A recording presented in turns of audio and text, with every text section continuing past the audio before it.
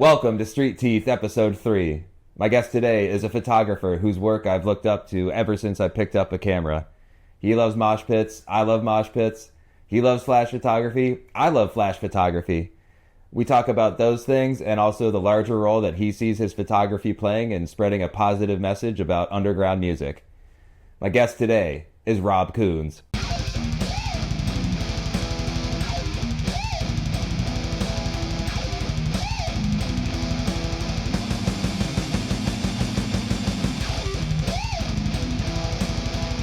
Thank you so much for hopping on this with me. I can't tell you how much I appreciate you taking time out of your day, out of your life to just sit and chat with me about punk rock and photos. Absolutely. Thank you for having me and asking. It's so cool. You know, when we started Street Teeth, we really did look at your work as kind of like a just a guiding voice for like how to properly photograph not only a scene but bands and like subcultures in general. Yeah. And it's just really cool to be able to like sit here and chat with you today. So if you want to introduce yourself and get into it, let's just kick it off. My name is Rob Coons. I'm based out of currently for the last 30 something years, based out of San Francisco, California. And I'm sure we'll talk about it during the interview, but I have been going to punk and metal shows pretty much my whole life since I was a teenager, but I only started photographing shows about 10 years ago. So I had a lot of fun doing it, and I'm excited to talk about it. What motivated you to pick up the camera after going to shows for so many years? It was weird. I can't really pinpoint it, honestly. I bought a nice camera about 10 years ago. I'd never really taken any photos at shows. And I bought the camera with the intent to take nature photos. I'm like way into the outdoors, like go hiking a lot. And, I was like, oh, maybe I'll capture a bobcat or whatever on camera. So I bought this nice camera and I had it for a little while and went out and did some nature shots and what have you. And then I was like, I was still going to shows all the time. I was like, well, let me try this, and let me take it to a show, see what happens. And I did. Super freaked out. It was very scary for me. I don't know. It was very intimidating to photograph a band. Because despite having a lot of peers who were photographers, I'd never really talked to anyone about, what's it like to be a photographer at a show. But I took a couple of photos and I came home, had no idea what I was doing, and tried editing them. They looked okay. And I was like, well, that was kind of cool. So I slowly started taking a camera to shows, this camera that I had purchased. It wasn't immediate. I wasn't like all in. And then it just kept progressing. I wasn't going to every show with a camera kind of thing. And that's kind of how there was nothing that really like set it off, if you will. I just bought a camera for actually unrelated reasons and then was like, yeah, let me try to take this to a show. You're just kind of curious about it, and like it kind of built over time. Like the more you brought it, the more you thought about it. And then I'm sure like the nights that you forgot it, you might have seen something. You're like, I wish I had my camera to take a picture of that. Oh yeah, definitely. Sure. And I find myself, not to get too far ahead, but even now, I still go to let me phrase it. I try to go to some shows without my camera. I'm making more and more effort to do that. And you can't shut that part of your brain off, especially now. Like I'm standing there, I'm very relaxed. I'm chill without my camera, but my brain is still like, oh, that's a shot. Oh, that's a shot. Yeah. Oh, why is that person shooting that way? Oh, they missed that shot. Like all this stuff is going on in my head. It's not too distracting, but it's there. Yeah, I'm the same way. Like I found myself at a show last weekend where like I'll bring my camera, but sometimes I won't even take a photo, or maybe I'll take like one or two, because like the thought of going to a show now without my camera just feels like leaving the house naked. Like I'd rather have it on me and not need it rather than need it and not have it. It's just that habit that you build. Like you get, I don't know, you almost get like addicted to taking photos at shows. It just becomes like a part of you, like an extension of like who you are and your identity. 100%. And it's funny because now, when I go to shows without my camera, inevitably somebody goes, what? No camera? Like, like, and it's an extension of my body. Like I showed up without my arm or something. They're like, what happened to your arm? I left it on. Sorry. Sorry, maybe next time I'll remember it. It actually happened last night. I went to a show and somebody walked by and they're like, I mean, they're never mean about it, but they're always kind of surprised. They're like, wait, what? Where's your camera? Yeah, like, is everything okay? Did it break? Yeah. So, but anyway, that's kind of how I kick things off. How long did it take for you to start using the flash? Because I read a couple of spots where you didn't start out initially doing that. So what was that process like, getting comfortable with the flash? I talked about being freaked out. Like using a flash at shows was really like, I was like, man, everyone's going to hate me and like it'll drive everyone crazy. So I was super intimidated by using a flash. It took about a year. I talked to a couple of friends of mine who were in punk bands, and I asked them how they felt about people using flash at shows and stuff. And inevitably the answer was constantly, I don't care, or I don't even see it. Well, a lot of times there's flashing stage lights and everything. So your flash is almost kind of like embedded in the environment. So most of the people, if not all the people I talked to, didn't really seem to, they were pretty nonplussed about it. So I finally got the guts to take one to a show. It was about a year after I started taking a camera to a show. And I photographed this band. And my photos were like 1,000 times better. That's it. That's what I've been looking for. Not that my photos were bad before, but if you shoot without a flash, especially dark punk or metal shows, you know it's extremely difficult to get even a remotely decent shot. You got to really know a thing or two about editing your way out of that darkness or like the red or purple lights. But some shows are even so dark that it's literally impossible to get shows. It's always interesting to me being at a show and watching. It almost inevitably happens at these kind of bigger shows where we're not allowed to use flash, right? And there'll be like 5 people in the photo pit or whatever, or in the crowd. And the band comes out and like the lights are so dim, I just watch all the photographers around me put their cameras away. They're like, I got nothing on this. He's got it. I usually put my camera away as well because I'm watching other people and I take a couple of test shots and I'm like, yeah, I'm looking into a blackened void. Yeah. Here. So I tried the flash there and I was like, wow, that was really cool. And no one around me seemed particularly affected. You know, I'm still hyper aware of that. And I try to, if you will, read the room. Yeah. Make sure, you know, I'm not going to step into like a darkened goth show with candles and stuff or whatever and like shoot with flash, right? So you got to kind of read the environment.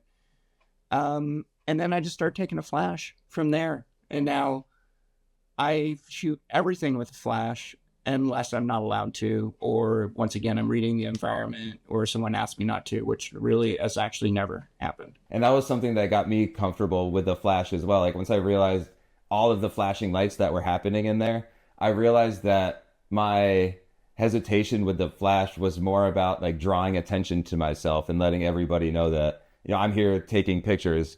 And like I think it's just like building that comfort and that confidence to like be in a room and you're almost like performing with your camera with the flash because you can't hide it. You're very much in everybody's face and it's very abrasive. But, you know, like you said, people love it. Like they love the energy. They feed off of it. It announces to them that you're there. So like if they're in the pit and they see those the flashes going off, like they'll run up on you or they know like where you're about to be like in the pit and they'll hit a pose in front of you. Or the flip side, for some reason, a lot of people don't, it may be so chaotic, they don't even realize you're holding a camera. And then those people inevitably run into my flash or my camera and will break something off. And I know it's never intentional. It's like, you didn't see this massive metal like thing hanging off my hand. But how many flashes have you lost? 3. So I'm knock on wood right now because I've been pretty lucky. Actually, no, I take that back. 4. I broke one earlier this year. So 4 flashes. Both of my camera bodies have had severe liquid damage. I've had to send them both in from people never intentional. That's really, I want to make sure that's clear, but people throwing like water, like a full cup of beer or a full cup of water. Somehow I have this sonar magnet on my camera that seems to attract those things. It attracts elbows and full beers. Yeah, and yeah, just 4 flashes over the 10 years. So I guess that's a good track record. One every 2+ years. So I lost one about a year ago, and somebody like elbowed it, and I just saw it happening. It was just like boop, and then it just folded back, and it was still connected by the wires, but I could still use it. So I was kind of using it as like an off-camera oh flash for a wow, little bit, and then I had to duct tape it because we were out on like a 2 day trip photographing some stuff. So I was able to salvage it. But I recently switched to like a smaller, like a little pancake flash for like the little Godox ones. And whenever somebody yeah, elbows that, it just goes flying off the camera, and they're much cheaper than the bigger ones. yeah. I mean, I just have a standard, not like looks like a cobra coming out of the camera. Like just asking to be ripped off. I've gotten pretty good at protecting my flash though, and anything's possible. But one tip I give to people, since we're talking about it, is I'll hold my hands up so you can see. I won't block my face.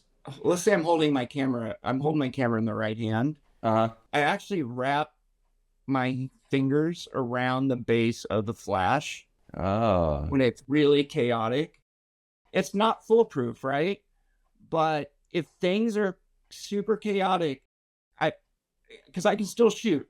I'm moving my hands around. I'm photographing and stuff, but I try to keep a little bit of a pressure in that area.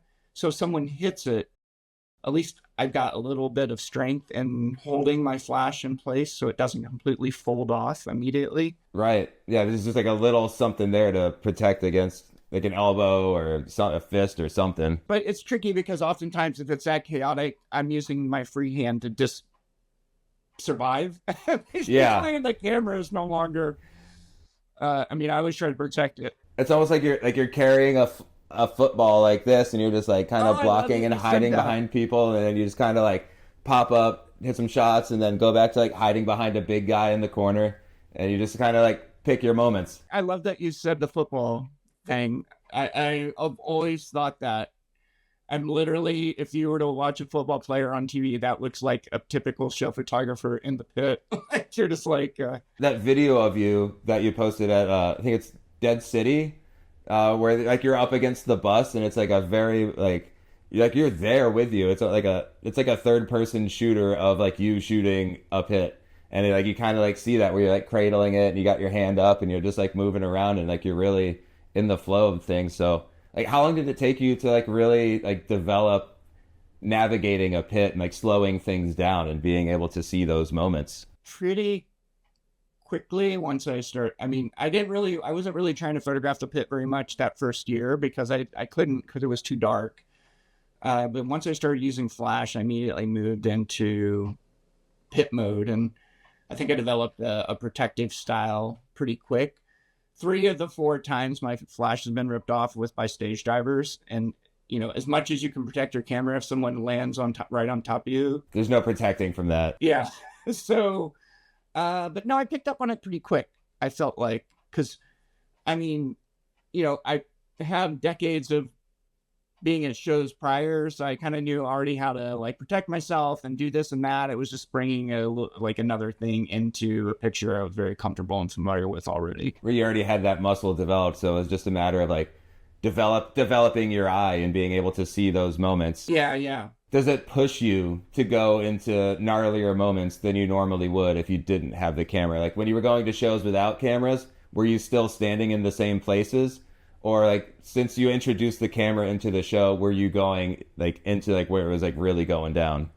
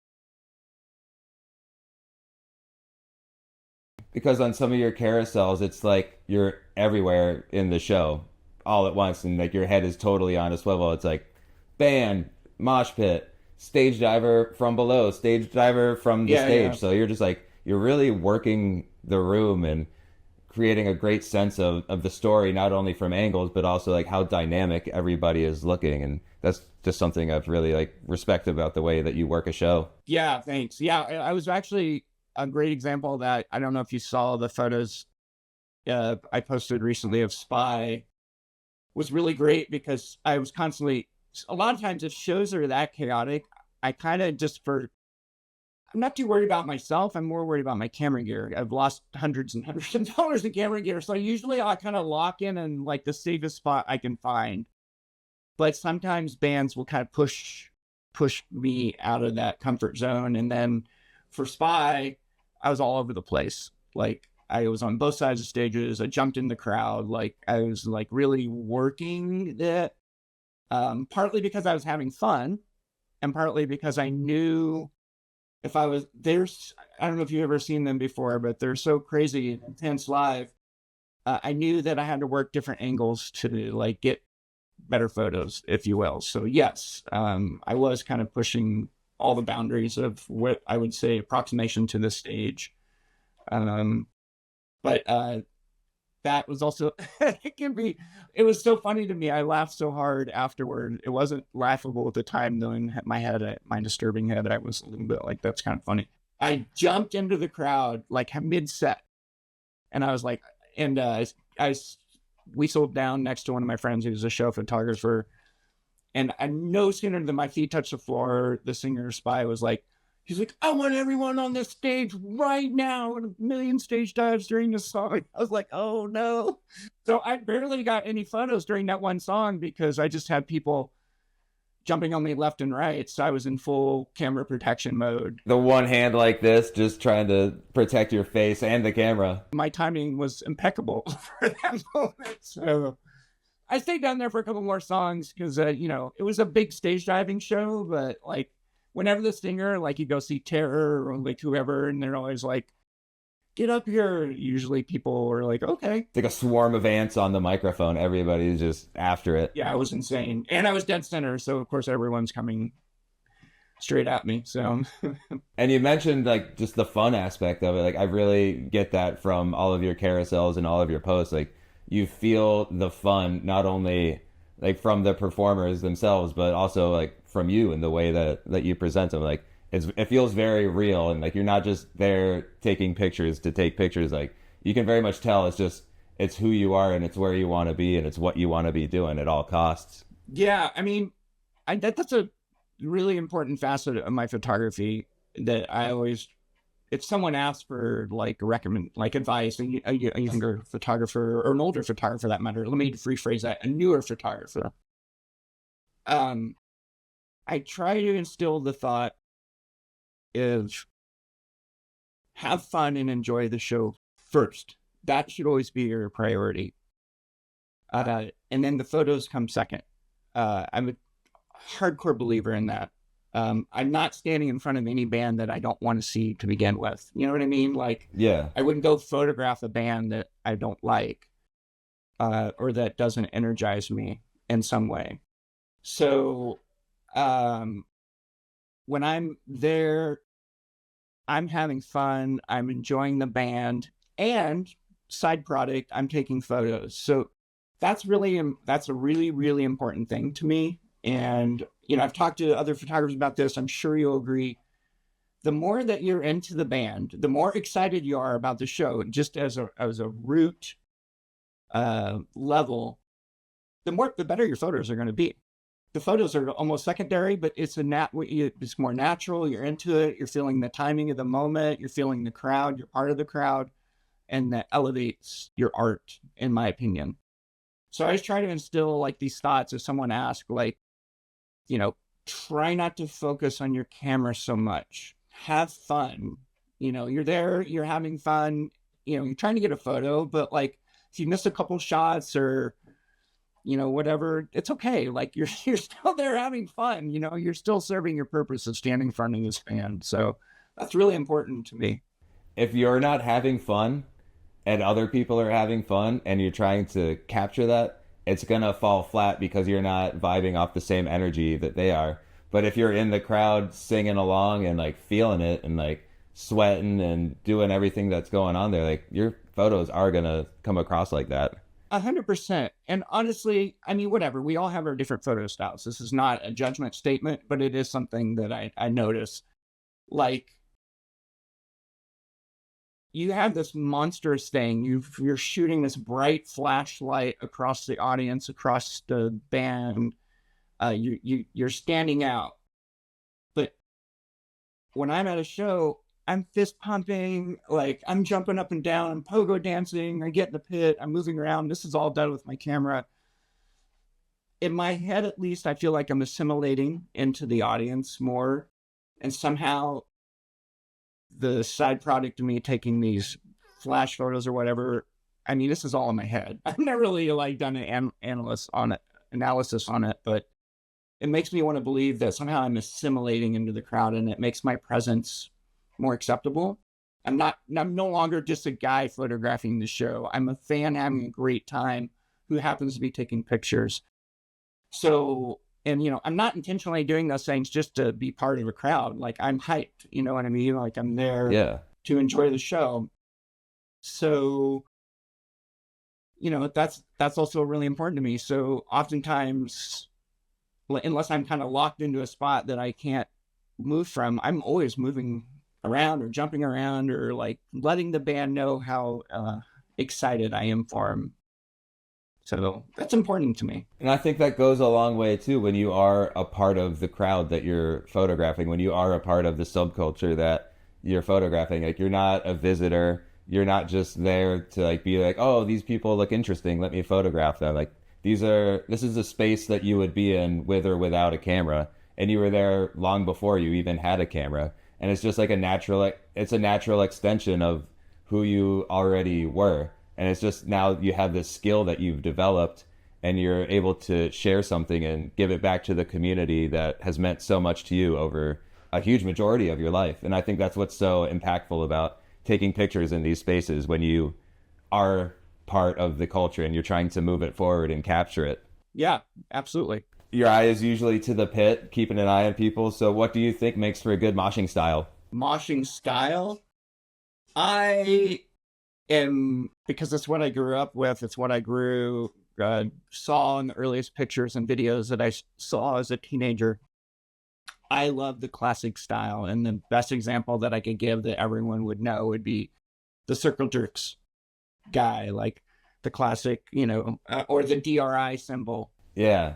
In my head, at least, that those make the most classic, best photos to me. I'm just like, man, like I watch people because even when I was a slam dancer as a teenager, I didn't have any style. I was more I'm just gonna flail around, skinny and like really kind of like, I don't know, just like angular. So I've never really been able to hit that style. But you're right. I think like when you close your eyes and imagine good style, it's the DRI logo. It's the circle jerks thing, just like that classic look. It gets me every time. And then, I mean, I like when I'm in a pit and I'm photographing, I'll photograph lots of different craziness in the pit because there's always something going on, right? But if I see someone coming at me in that classic, especially if they're like really down low and really just powering through it, to me, that is almost like the perfect pit shot. Their head's like kind of down. They're like looking up a little bit, like through their eyebrows at you. And kind of just see the whites of their eyes. Yeah, I think one of the photos, we have a couple photos we might be discussing later that kind of emulate what we're discussing here. I really like a good kind of just like bruising, like sort of like caveman style where they're almost like walking to like a WWF Yeah. ring, where it's like you can feel the floor shaking as they're coming. The big metal dudes, yeah. Yeah, just like big gnarly metal dudes just going the wrong way and stiff arming everybody out of the way.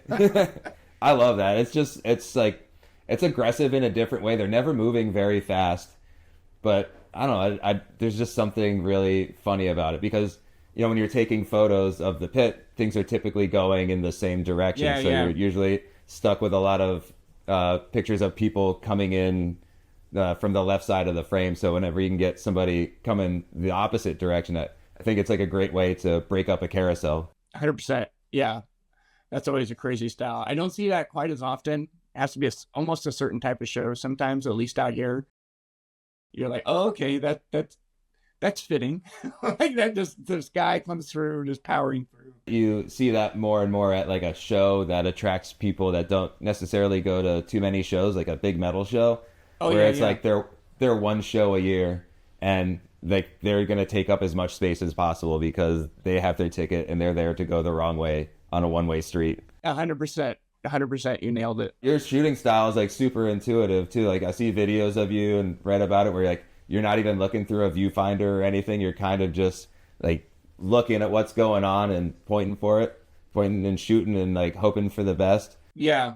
How long did it take you to like trust that style to like really like just be able to like stick your camera out and go for it and know that you're going to be getting something, or like to just you kind of like see it in your head a little bit when you're putting your camera out, like you kind of like see your framing in your mind when you're sticking it out, or like how did you develop that? It was kind of immediate. When I started photographing, I immediately started veering towards energy and action shots.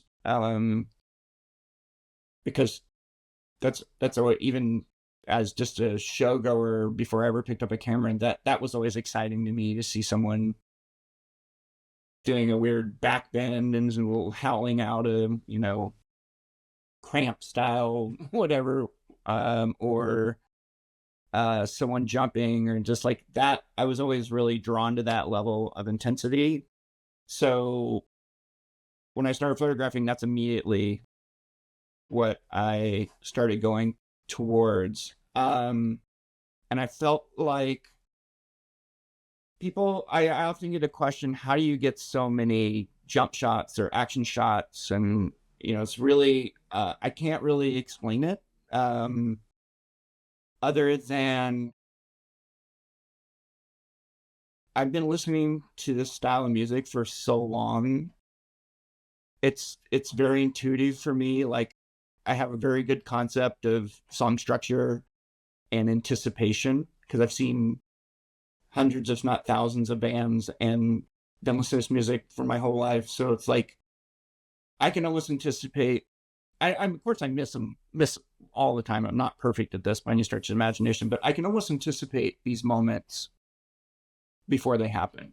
I'm like a second or two before, and I'm just like, oh, he's about to jump, or you can feel the time change coming, or you can almost watch whoever the guitarist or the singer, their legs almost kind of compress a little bit. You just like, my eyes are constantly scanning and I'm listening to music. It's almost a half visual and half listening through like audio, because I'm fully tuned in the moment. I'm really enjoying the show and the band, but I'm also really dialed on what they're presenting, whether it be or how they're presenting, however you want to phrase it. So yeah, it was really intuitive from the start of like just being able to capture these moments. And so you kind of alluded to it, but even from the very get-go, it's very rare that I look through my viewfinder. Like, I photographed that big show the other night at the Mabuhay. It was Spy and Sentinel, like 4 bands. Photographed in the pit. I photographed the bands on the stage. I can assure you 100% of the time I was not looking through my viewfinder. Uh-huh. It allows me to move my camera around and get strange angles, or and then I can just follow what's going on in front of me. So my arm is constantly kind of moving, following something. And then I always have my finger on the photo trigger to fire off shots. And I also shoot with continuous. Someone's coming at me and they're gonna stage dive. Like I'll hold my camera up and then I'll fire off like 3 or 4 shots, and then it gives me a better opportunity to capture that 1 microsecond of essence that I'm looking for. Yeah. but yeah, I don't really look through my viewfinder, and that's another tip. And this kind of plays back. It's not intentional, but I was talking about earlier how I try to assimilate more into the audience as just a fan, not so much the, hey, look at me, I have a camera. And I think another thing, and I've had a number of people comment on this, especially people in bands, they're like, you don't even know you have a camera until the flash goes off. Because a lot of times, because I'm never holding my camera up to my face, it's often down by my side or like over my stomach. And so like, it's just, and I'm like, my hand is like a gimbal. It's constantly moving around. But I'm not, I'm looking at them. I'm like standing there going like this. They don't even know really that they're in the focus. And then all of a sudden, off goes the flash. Yeah. And they're like, I've had a good friend of mine. He's like, man, I'm just doing my thing. And next thing I know, I was like, he's a singer and guitarist and does all kinds of things. He's like, and I do something and the flash goes off and I know you've got the shot. I was like, I'm always watching you. So, but yeah, there's a lot of trickery going on there. That's a great approach to keep it hidden too, because I think once the camera is noticed, then people kind of shift into camera mode. Yeah. But if you're able to like hide it and like keep it, at your side, and then you pick those moments, you're able to capture something a little bit more authentic and genuine from that person. I 100% agree, and I watch people at shows, and kudos to them. But when I'm watching someone, especially if like they're shooting manual or something, because I shoot everything on autofocus because there's no way I would be able to capture what I did if I didn't, and my heart goes out to them and kudos, and they're getting amazing photos, but like they're constantly having to hold their camera up to their face. And then that creates a whole nother situation. It's not only you're drawing attention to yourself, but I'm sure it's happened to you, but the minute your camera gets up near your face, it and depending on the show, could be actually rather dangerous.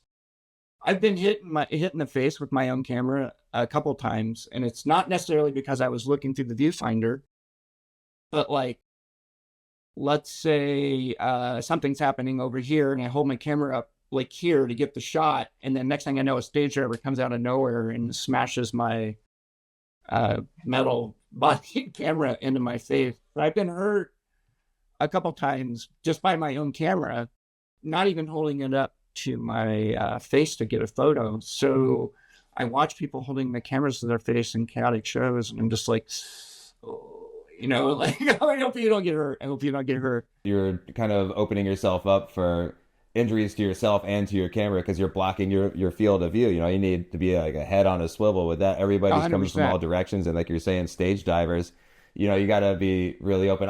I'm kind of in your camp too. I'm never looking through the viewfinder if I'm like in the pit. I get my settings together and I'm just letting it rip and going for it and hoping for the best. 100%. So are there any like triggers that you have when you see in the pit? Like if you see somebody doing something, wearing something, or anything really, it's like you see it and you'll like run across the room to get it. I'm always a big fan of crowd surfers, like photographing. One, I think it's cool, but secondly, I like photographing it. So like my go-to spot for photos in the pit is typically one of the back corners, left or right, usually right side, because people, like you were saying, they're running at you. Mm-hmm. So that's a really great spot. But if I see someone crowd surfing up in front, like I bolt, like if I can. Sometimes it's too chaotic and I can't, but I'll try to bolt up front. Jump into traffic really quick, go up front and get it. That's one thing that I always try to photograph. And, I do love the classic style, but, I love, it's such a classic thing to me. People with other people on their shoulders.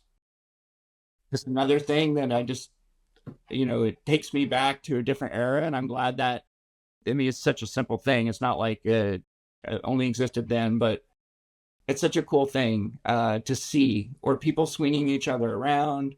There's like some classic shots that I really go for when I see people in the pit. And those are a couple of them that really stand out to me. You're just really drawn to people interacting with each other in these spaces, whether it's like the riding of the shoulders, the swinging around, or the crowd Sure. surfing. That's all about like a community effort for the experience. It's not just an individual thing or like a piece of clothing or like a hairstyle or whatever. Like you're drawn to the communal aspects of the show. But, with that said, you just nailed on a couple other things. Those are just a few of the examples. But, like, if somebody has a really good mohawk or, like, a really funny T-shirt, or, like, I'm a huge fan, and it's kind of big here right now. And I know there's a lot of, and I don't get involved. I love it. And that's all I gotta say about it. But, like, people wearing costumes, Love it too. banana suits, Love them. love them. I love them. Bring all the banana suits to the show. Yeah. And then a lot of the younger people here have really taken to kind of getting into a little bit of cosplay with, or like even a little bit of fetish gear, things like that are really starting to pop up at all ages shows here. And to me, that just looks really cool. And I'm really, really supportive of anyone expressing themselves, no matter how they're doing it. And I think it's unique and cool, and I'm super into it. So I am gravitating towards that a lot, an individual, like, at a more individual level. Like, I think the bottom line is something unique, right? Like, Yeah. whatever that means. I know I've seen your photos. You kind of gravitate towards some of that stuff too. A lot of costuming or funny T-shirts. Those homemade block letter T-shirts where somebody is going to say like 2 inches, take it or leave it. Yeah. Oh, that shirt was great. Yeah, it was hilarious.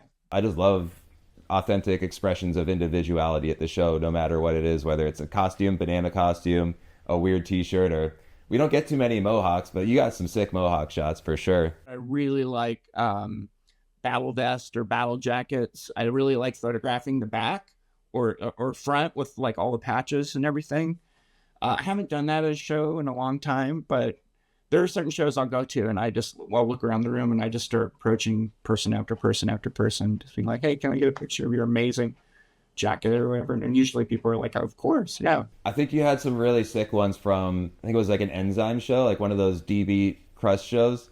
I really like the style of those jackets where it's all just like different extensions of like the discharge cover. I miss those guys too, the Enzyme guys. I hope they come back to the US someday. I was really lucky they let me jump into a van with them and electric chair and do a little route up the West Coast. And I've never really done any sort of tours with bands or anything other than like maybe an overnight with a friend's band. So that was a really special thing for me because I didn't really know those guys, right? I had just seen Enzyme on the previous tour of the US and I met them for like 5 minutes at one of those shows. And I messaged them. I saw they were coming back. I messaged them out of the blue. I was like, so I know we don't know each other, but can I just tour with you guys like up the West Coast? It was like 5 days, right? That's so incredible. And they were like, yeah, sure, that sounds cool. It's like, yes. And then I went to LA to meet them and I show up and I knew they were going to be with electric chair, but I automatically assumed that they were going to be in separate vans. So I show up, they were at a screen printing place and they're getting their T-shirts last minute. And they were like, electric chair is coming in the van. I was like, where's your van? And they're like, no, we're all in one van. The van. I was like, okay. So there were 10 people in one van. But it was the coolest thing because, I mean, everyone in that van was so cool. We all got along and it was smooth and funny and joking and like, I don't know. I had very minimal tour experience, but that was a radically cool thing to kind of be like, wow, this was pretty damn cool. I feel very honored to be here right now. Yeah, and as far as photographing something like that goes, that seems like a best case scenario because everybody's all together all at once. So you could just kind of have your pick of whatever activity you're doing and everybody's available. Yeah, 100%. What is your best advice for somebody looking to bring a camera into a pit at a show? Kind of plays into what we've been talking about. Don't look through your viewfinder. Like, unless you feel absolutely comfortable with your environment, because not only you're going to miss, I'm talking specifically about the pit. When I think pit, it's like chaotic turmoil. There are times, I mean, I'm not like never look through my viewfinder. Occasionally I do, but it's very rare. But like, don't look through your viewfinder. Could actually, you're missing shots, and more importantly, you could actually get hurt. Because if you don't see someone coming at you, you could get taken out very easily. Protect your camera as much as you can. Try to take some, I call them blind shots, like when you're really, it's funny because I'm sure you do this too, but like, I may be looking to my left, but out of the corner of my eye, I see somebody do something to the right, and I just, without even well, I can't say without thinking because I am thinking about it, but like, I don't even look. I just photograph, right? Off to my right side because I'm focused on the left for whatever reason. So just, take some chances with your photography. And most importantly, have fun. You're in the pit at a punk show, seeing a band you really like, right? So even if you miss your shots or don't get anything you like, did you have a good time? Yes. Okay. Then your mission is accomplished. That's kind of my thought process on it.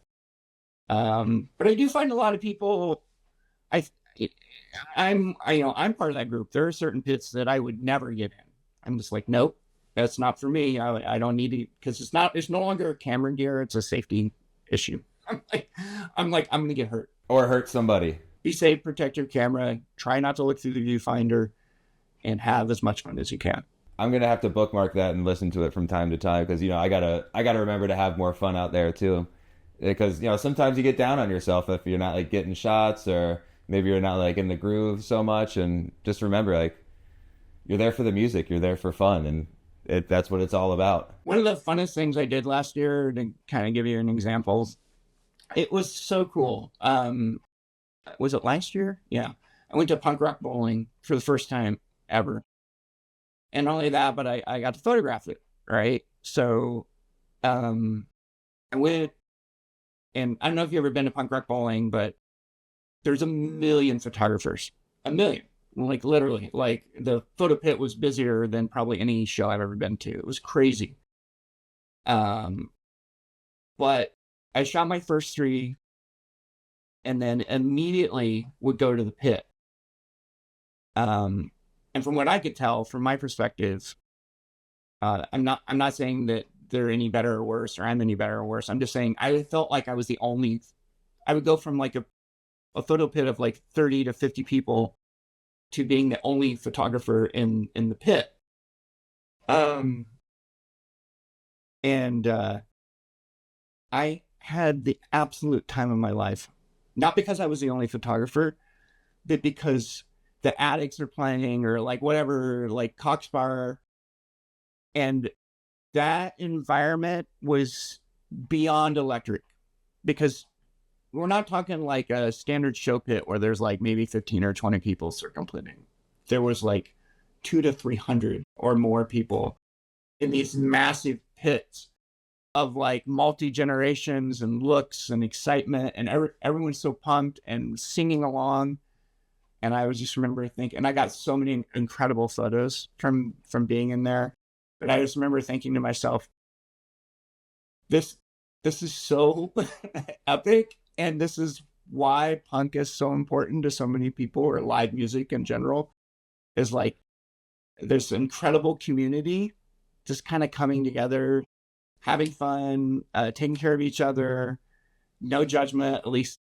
I mean, probably judgment, but at least we're not seeing it. People aren't saying anything or being mean or whatever. At least in that moment, there wasn't any. No, and it was absolutely epic. And I just kept coming back to that. There were a couple bands through the weekend. I was like, oh, I need to go to the pit for this. That was a weekend that Flag played, which is basically Keith Morris's version of Black Flag. And man, that was an epic time for me.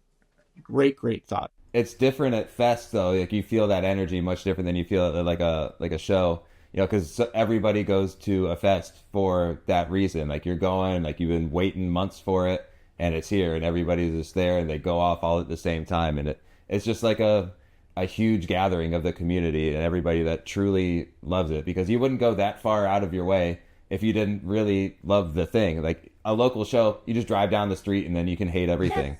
But like, why would you spend all that money to like fly somewhere and just like be a hater in the back?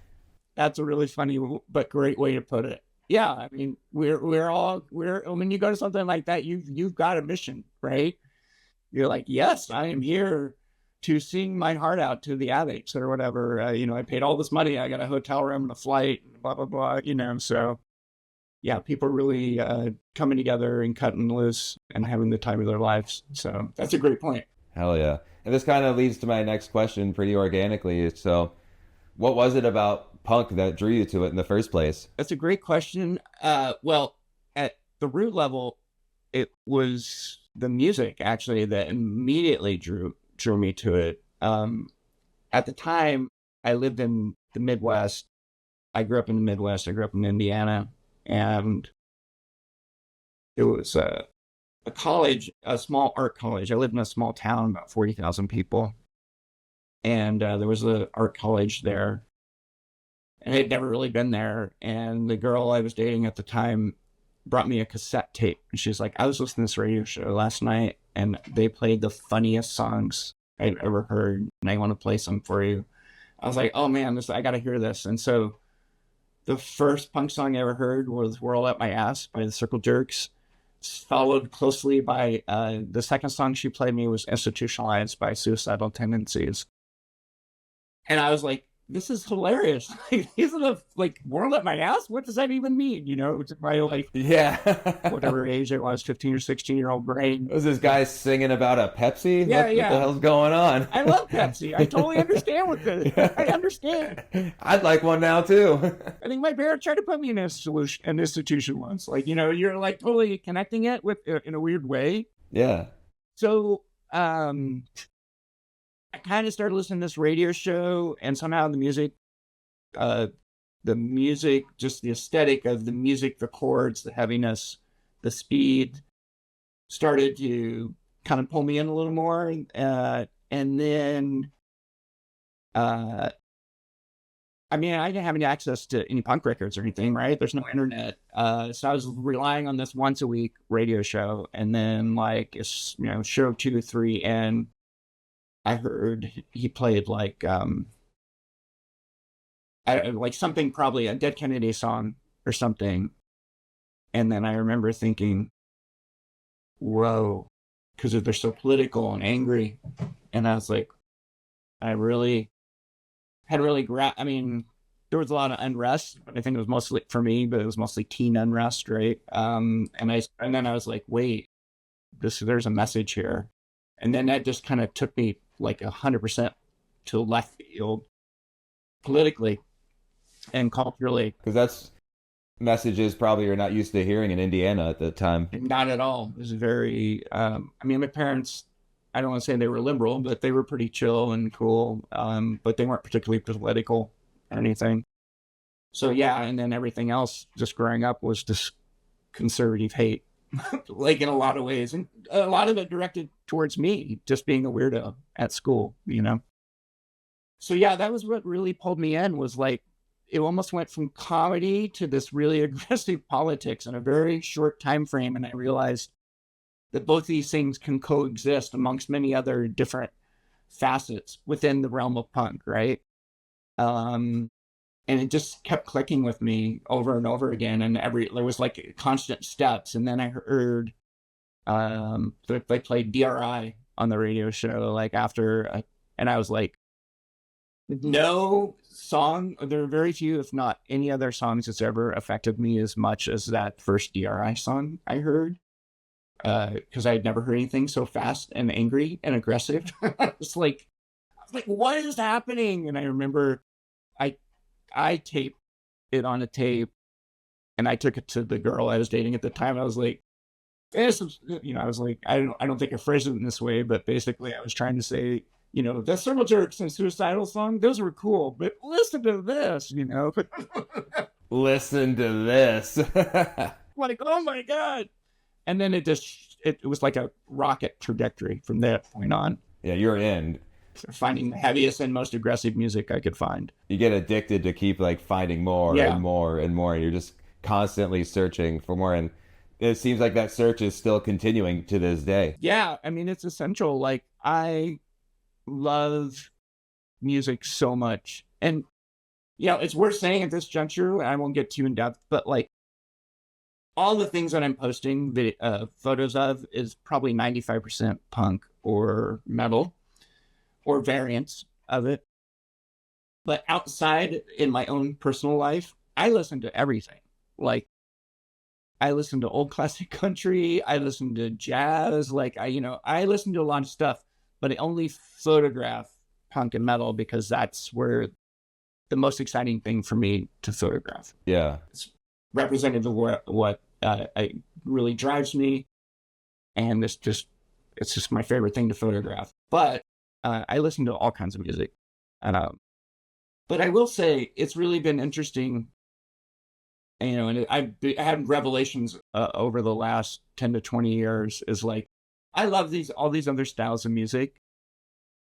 But when I see live music, regardless of what's punk or metal, I still can, even if I'm watching someone play like a violin in front of me, but they're so into their instrument and there's a passion and energy to it. Like, I can still connect with that on almost the same level as watching a very intense punk band, because I get it. Like, they're going kind of to a next level of something that maybe I can't comprehend as not being a musician. So it's kind of drives me. I still go see a lot of live music of non-punk and metal. I absolutely connect with it on that same level. It's been a really interesting passage. What you're speaking of, it's like it's a deeper level of communication coming from the artist playing the guitar or the saxophone or the piano. That's a universal feeling, I think, for all musicians, and you being around it and just paying attention to that throughout all the years. Like, you can see it in somebody when they're really projecting that, when they're really feeling it. It's magic. It is. It's lightning in a bottle. It's just that intangible thing that's in the air and crackling. Yeah.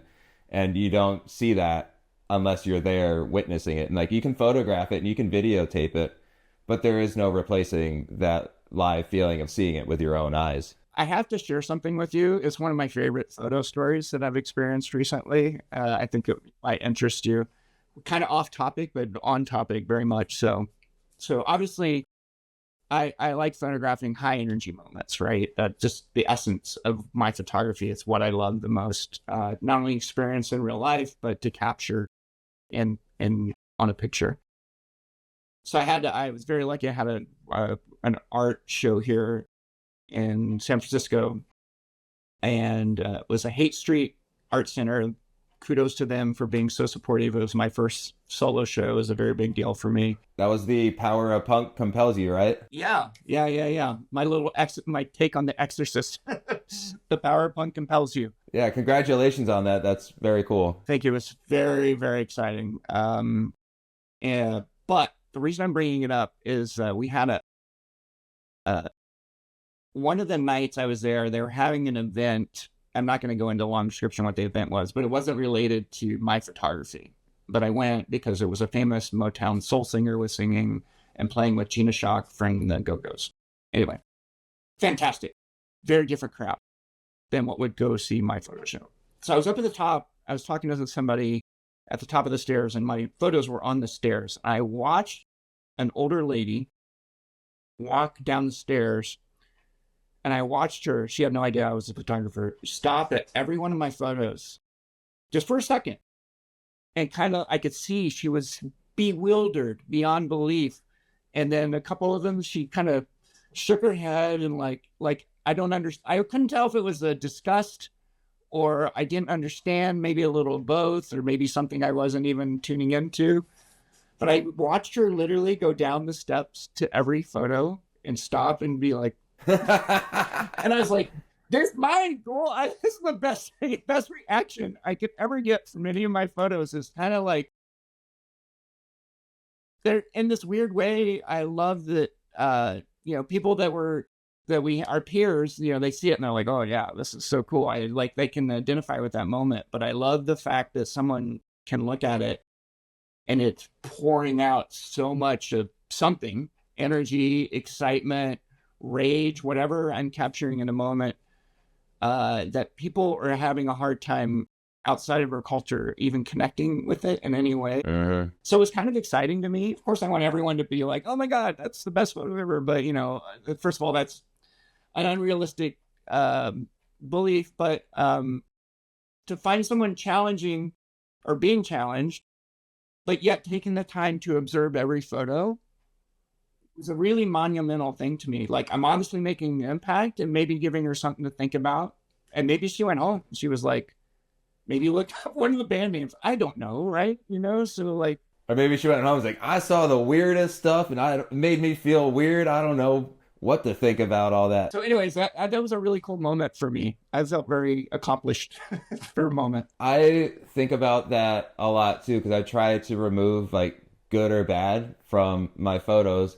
And it's more about just like, does this get an emotional response from somebody? 100%. Yeah. And whether they agree with that or not, she still took the time to stop and look at every single photo of yours.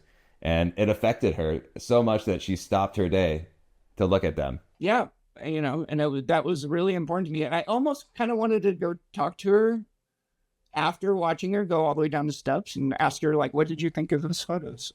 Not really questioning and like anything that she did, just be like, hey, I noticed you checking out my photos. Like, are you into it? Like, but part of me just wanted to let that moment go, like, Yeah.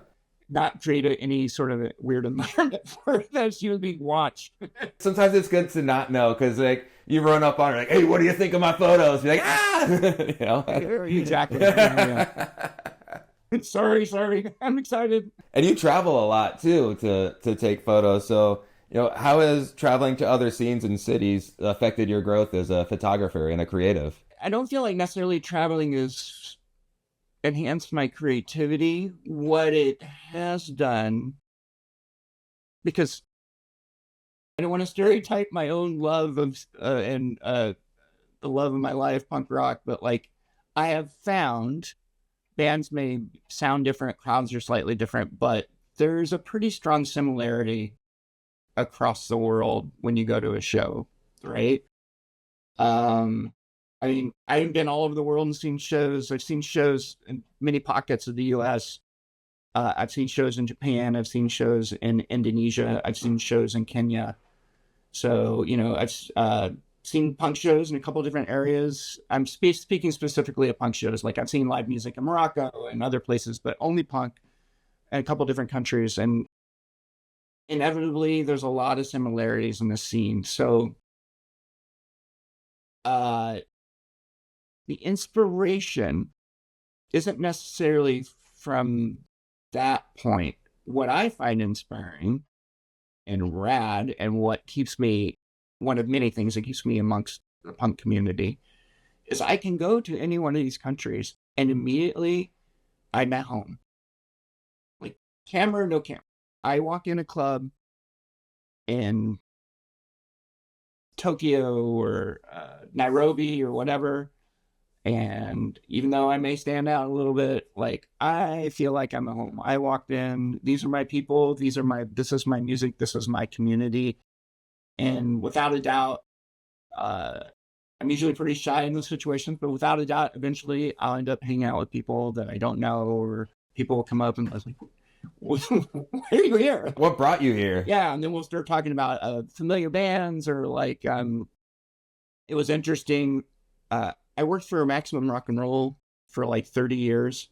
I don't know if you're familiar with that magazine.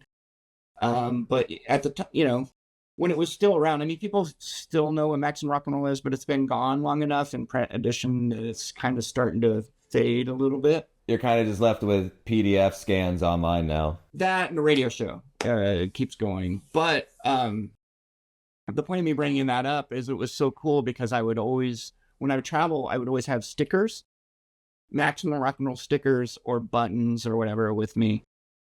And I would always, it'd be such an icebreaker because it seemed like punks worldwide knew what Maximum Rock and Roll was. So that was always a good groundbreaker. Like, to be like, I was like, hey, what brings you here? I'm like, oh, I'm really into punk and kind of wanted to see like what the show was like tonight. And, I wouldn't say, oh, I work for Maximum Rock and Roll or anything, but I'd be like, hey, I have some stickers, some pens. Would you be interested? Oh, yeah.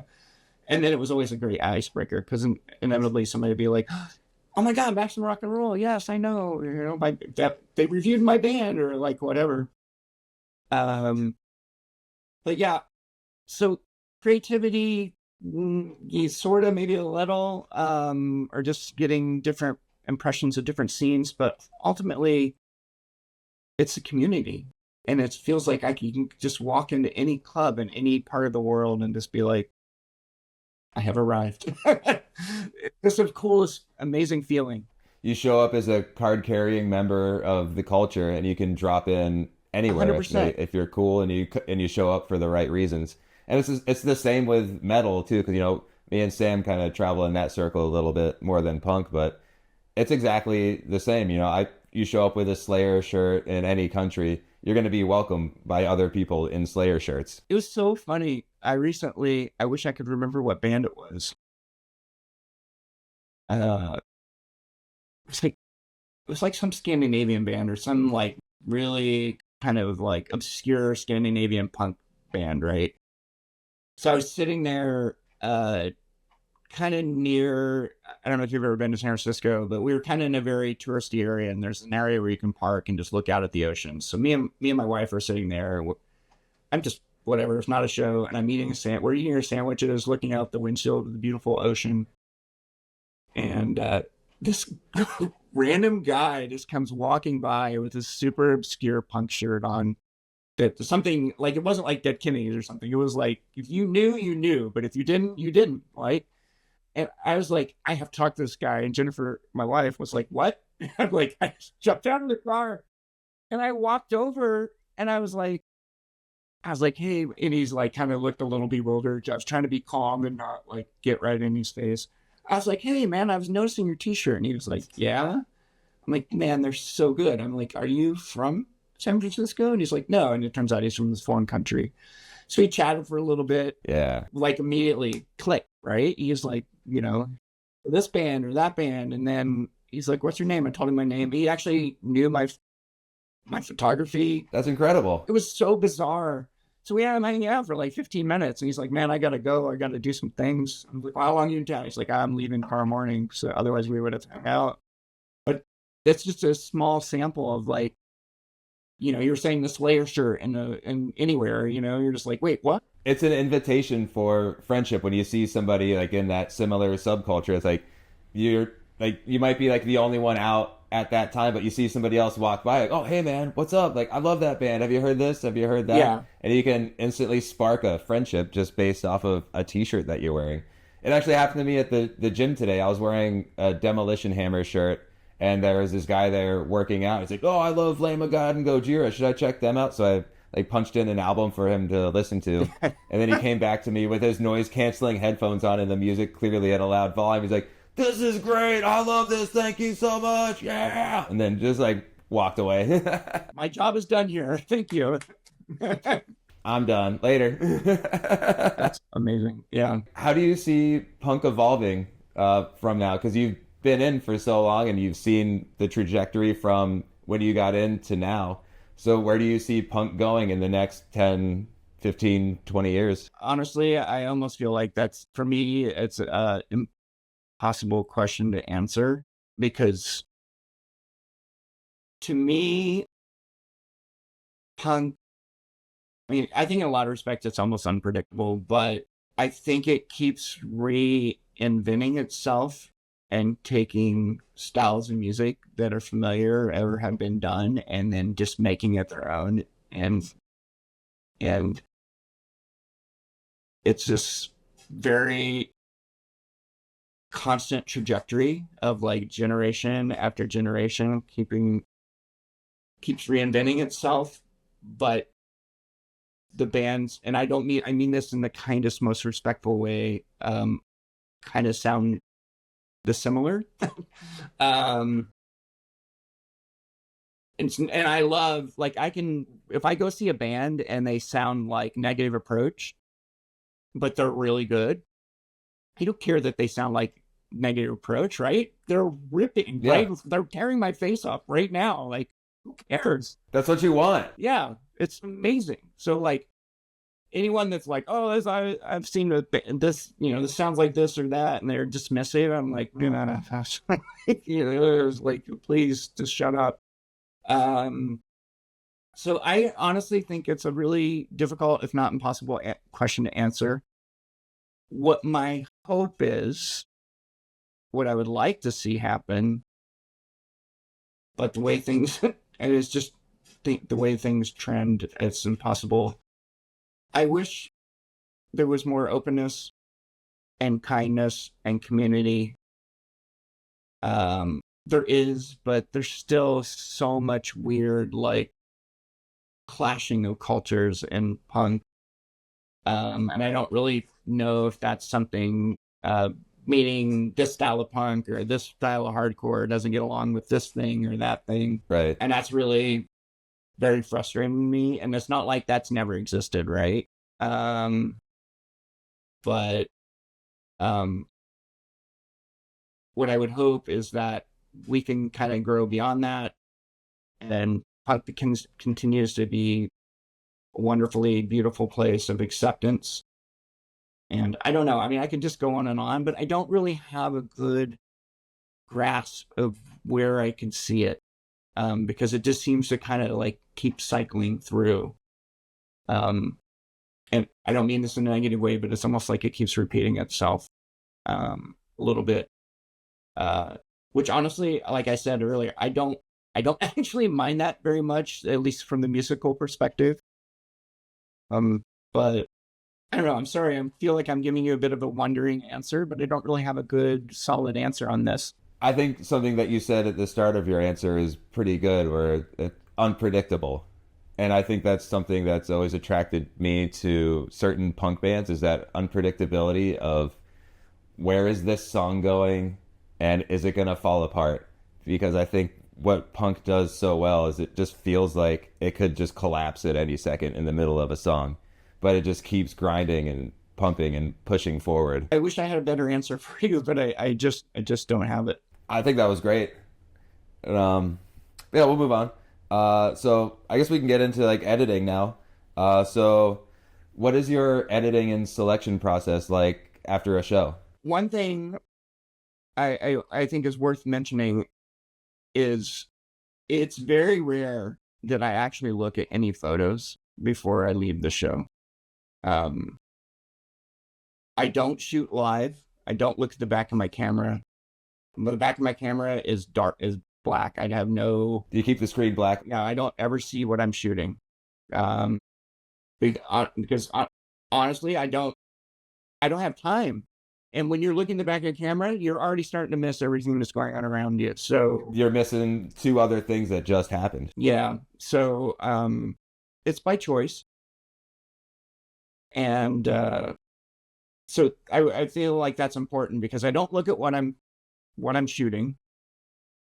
On a rare occasion, I will look, but it's only because like maybe like the band's taking too long to set up, and I'm like, okay, what are we going here? Like, or whatever. But when I get home, I don't necessarily download things immediately unless it's like I'm doing a fest or something.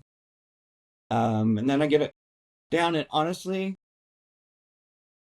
I know a lot of people like just kind of like do a quick run through and everything, but I am very particular and I'm kind of adamant about it. And some of the things I post in my stories I just did yesterday, like I scour every photo that I take because I don't know. I just don't want to miss something, because you might see something in the photo on the third view that you missed on the second and first view.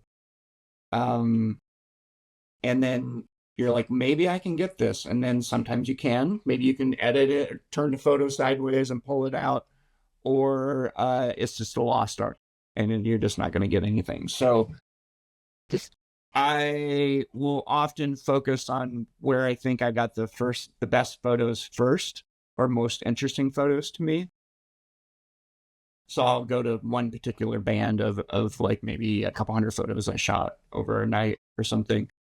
And then I solely focus on that band, and I just pour through those photos. and edit them. And then I kind of do a sweep back and forth multiple times on those photos, uh, trying to give it a fresh eye every time, which is a little tricky because you know as well as I do when you're sitting in front of your computer for a couple hours, you're like, I don't even know if this is good anymore. I've been Yep. staring at this photo for like way too long. Yep. It's lost its flavor. I don't know. I just got to kind of get it out to get it out. And I always, I mean, I think every photographer does this, especially in the day and age of social media. We're always scouring for the money shot, right? You're like, what's going to be your opener? Mm-hmm. Yeah, what's going to be the cover of your record? So I'm always looking for that. And then it kind of is a trickle down from there. And then we haven't really talked about it very much, but because of my background in photography, meaning despite not taking photos most of my life in punk, I was constantly looking at photos, and especially because I got into punk in the mid '80s, and then like a color punk photos in a zine didn't exist really in the '80s, right? I mean, they were out there, but you would get everything was in black and white, like Flipside, Max and Rock and Roll. I mean, Flipside did color covers occasionally, but so everything I saw was black and white, all the photos. Yeah. When I started taking my own photos, 100% black and white, because that's my brain automatically was like, these have to be in black and white. They're punk photos, right? That's what you associate. I'm shooting punk. Punk is black and white. That's the look. That's the style. Yeah. So over time, over these past 10 years, I've slowly moved into color more. For a while, it was only if something was colorful in the picture, meaning like, okay, I got this great Mohawk picture, but it's beautiful, like red and orange or whatever. I'm like, I have to put this in color and give it its due diligence, right? Like, you're like, this is amazing. It's vivid. It's like glowing in the frame, and you'd be doing it a disservice to put it in black and white. Because then that's when it becomes self-serving. When you're not serving the image, like this thing would like be popping in color. Exactly. And so my color, and then now I'm finding a little more moving into color. But in general, the reason I'm bringing this up is when I'm editing, I'm still flipping almost everything to black and white first. See how that works. And then sometimes, like, it's rare, but occasionally I'll get all the way through all these photos and they'll be all black and white. And I'll be like, God, these would look better in color, wouldn't they? And then I have to go back through and like, Then you go back. the mind of an artist never shuts off, right? You're just like, you need to. Yeah. And then I tried to dial it down, and then you got to dial it down to 20 photos. So sometimes that's really easy. Sometimes I don't have 20 keepers. And then sometimes I'm like, oh my God, I got too many photos. What am I going to do? So yeah, I mean, it's kind of a erratic process, but I think the key takeaway are I don't look at my photos when I'm photographing. And then when I get home, I don't pour over the whole, I'll call it a reel, or the whole set from the whole night. Like, I'm very specific. I'll go to one segment and just concentrate on that. Like per set, like this set, this set, this set. And then you build your edits based off of those sections that you shot throughout the night. Correct. The only time I'm kind of jumping through the whole take of the night is when, like, I posted my most recent post was all these crowd shots from the show I went to the other night. And so I'm taking on and off throughout the evening. So unless there's a lot from one particular band and I can focus on just those, usually I'll go across the whole gambit to make sure that I'm capturing all the crowd shots that I got. And the way you're describing that is very much like what I was talking about earlier, where it feels like your carousels are like you're looking at the band and then you're looking at the crowd, and then like here's another band shot and then here's a couple crowd shots. It's like the whole experience where you're just like constantly moving, and you get a real sense of the energy of what was happening during the show. I don't do it all the time, but I do really like throwing in occasional crowd shots with band shots, like band post, because I think you're already, at least I hope anyway, that I'm presenting this very energetic, exciting set of photos. And then I feel like the crowd shots that we're taking during their set add this whole another element of like, and you know, it's with intention but without at the same time. Like, I think it probably really stokes the kid or the adult or whatever, the person being photographed. Now they're part of this band set that they were so excited to see. So, they're like, oh my God, my photos on the whatever, the spy photo set. I can't believe this is so cool or whatever. So It puts you in the crowd yeah, for the band, like as the viewer, like I'm there in the crowd now, and then back to Spy, high kicking. exactly. Because they got some serious kicks. I don't know how he gets his feet up there like that. Oh my God. Yeah. I don't know. Sometimes I watch band. It's so funny. It's very telling. And like this will catch my eye every time. If like I'm just chilling, right? Band's putting their amps up or whatever. And then I will see some guy in the band like go over behind like the drum set. And he'll be doing like these calisthenic like things. And I'm like, I'm watching that guy. My eyes are on that guy the whole set. Oh, he's jumping for sure. Or somebody's doing like push-ups in the back or like whatever weird thing. Pre-show rituals, I feel like whatever that person's doing is going to lead to something very exciting on the stage. They're preparing themselves for they're transitioning from civilian to stage person, and it's about to go down.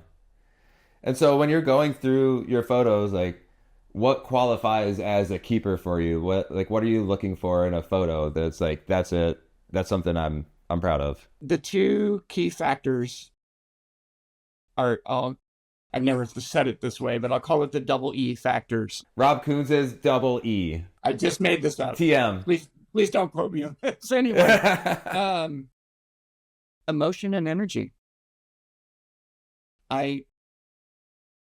Another thing we haven't really talked about, we've talked a lot about energy, right? But like, I feel all the things when I see live music. It makes me happy. It makes me sad. It makes me rage. It makes me cry. I guess that's kind of sad. And so I fully understand that and feel that all the time when I'm seeing live music. So when I am photographing shows, I mean, it's a really intimate thing, and but I really try to capture people, those expressions, if you will, because sometimes we just have to let it out, right? And if I can capture that emotion, it seems it's raw, and I think that maybe not the lady that was walking down the steps confused by my photos, but I think the majority of the people see it, can understand, they connect immediately. They're like, oh yeah, whatever that moment is with that person. I feel that. Yeah.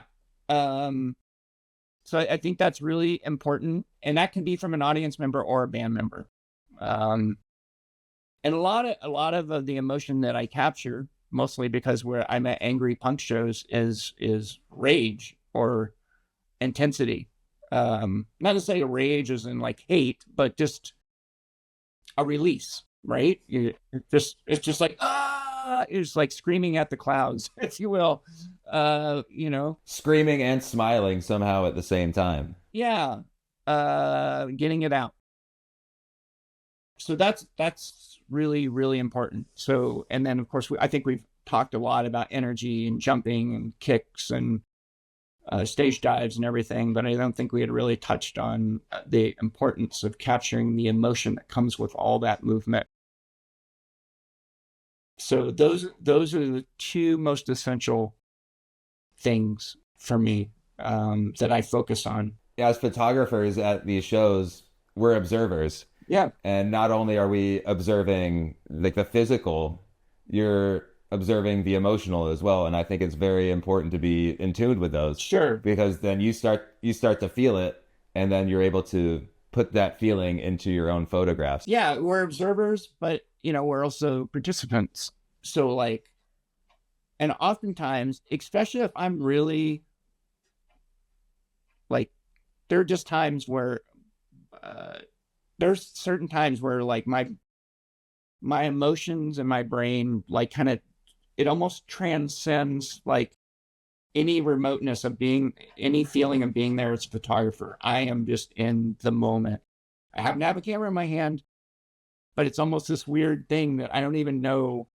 It's just clicking away. I don't know how to describe it. Like that I'm so into the band, and oftentimes everyone around me is into the band. So I'm in 100% dedication to participation at that moment, like screaming, singing along, dancing, feeling whatever emotion I am at the time. And in some ways, I'm almost capturing it because I can go back. It's almost self-serving in a weird way. I can go back and look at that photo of someone else and be like, I remember that moment. I remember screaming along to the band or doing whatever I was doing at the moment. So it makes for a great photo. But like I said, it's almost a little, in a weird way, self-serving because I'm like, yes, I know that moment. And so It takes you right back there. yeah, and I don't know. Sometimes, obviously, the viewer who doesn't know that moment, it may be slightly lost on them, but I still feel like that emotion is captured. So it's giving someone something who's viewing it. You're not alone with your tears at shows. I think I've cried maybe 2 or 3 times at shows just because it gets so overwhelming when you're standing there and feeling all of that energy. You're just fully present in the moment, and when it's really going off, it's like you're not like crying, you're just like, oh my God, and then like just tears come out of you. Yeah, And then you're just connected with every single person that is present at that moment. tears. I think the one thing that happens to me, it doesn't happen a lot, and it doesn't. I get the similar emotions, but when a lot often at shows, but when a band can give me full body goosebumps, I'm just like, I know that I've reached a level I don't hit very often. I'm just like, when that happens to me, I'm just like, oh, like it just kind of transcends anything really that I can feel at a show. I think that's your body just telling you you're exactly where you need to be at that moment. And like, Yeah, it's a great way to say it. we're here. This is what's happening. Make sure you take a picture, but also like enjoy this moment. Yeah. You were in the right place at the right time, friend. Yeah, that's beautiful. That's beautiful.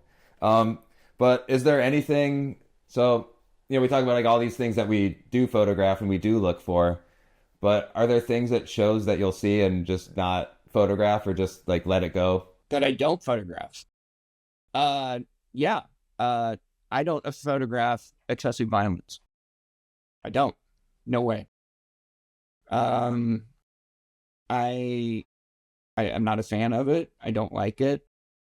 I don't like its presence at shows, and I don't want to photograph it or support it in any way.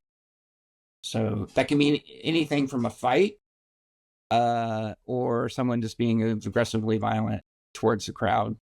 I have a heavy filter on my photos. I'm very cautionary. I always want people to look their best. So I always try to present people in the coolest, most radical way ever. So I don't photograph violence or people that are being overly aggressive. I also try to be very conscious of capturing people at their absolute best. And even if I get what I think would be a good photo, but maybe someone's not looking at their absolute best, there's no way I would ever post it. If it's like an unflattering angle or like Yeah. a body part, it's just not like sitting right, and like it just like Yeah, you put yourself in that, like, would I be okay looking like that? you 100% nailed it, and it sounds like you're probably very similar in your approach. Like very conscious of that. Like I want people to feel stoked when they see the pictures that we put out of them. You know, I don't, if somebody laughs at a picture, I want them to be laughing with the individual, not at them. Yeah. And, you know, I have a lot of humor in the stuff that I post, and that's the one thing that I think I'm the most conscious of beyond just making sure everybody looks like strong and put together and their best. I mean, it just happened to me the other day. I posted a picture of someone in a crowd, and you know how, like, if someone, I don't think I see everything, but if someone reshares a photo of yours in their stories, it'll often pop up and you can see like people who are reposting in their stories, whatever. If someone reposted a photo of them, and it was just a picture of them like crowd surfing, I think.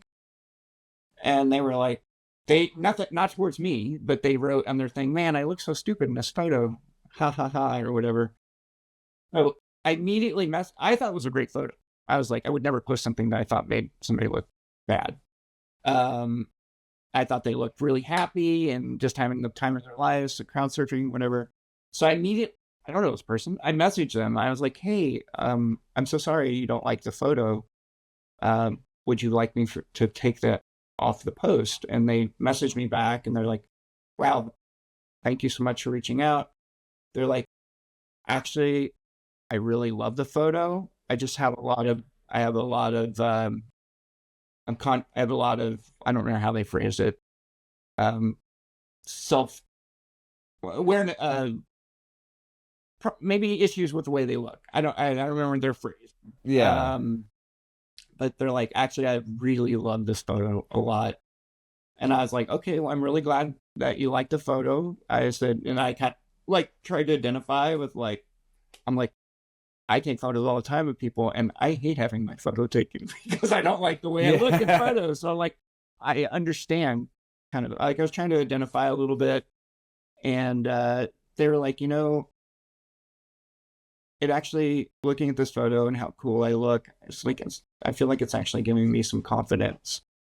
And I was like, okay, well, you know, we just had a nice little conversation, and we ended up, they were like, yeah, please leave it on the internet. So, you know, not only am I aware of that, but I'm also hyper conscious of kind of just checking in with people if that's not the first time that's ever happened, right? So I just try to like, I'm like, probably much like you, I don't know 95% of the people I post photos of. So, you know, we all have look and body issues and all kinds of weirdness around how we are presenting.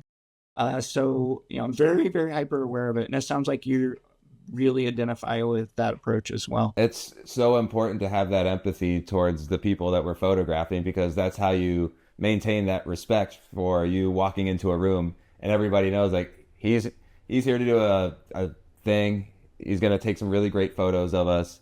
So like, let's give him the space to do that. But I think once you start to betray the trust of the scene that you're in, then that's when maybe it becomes a problem. And, you know, you have to be willing to take critiques from people like that, where it's like, you have to take this down. Like, just because you post it doesn't mean it's great. Like, just be flexible with the way that you share your work. Yeah. And it'll go a long way. Yep. I think now it would be cool to talk about a couple of your photos. Absolutely. Let's do it. I picked out 3.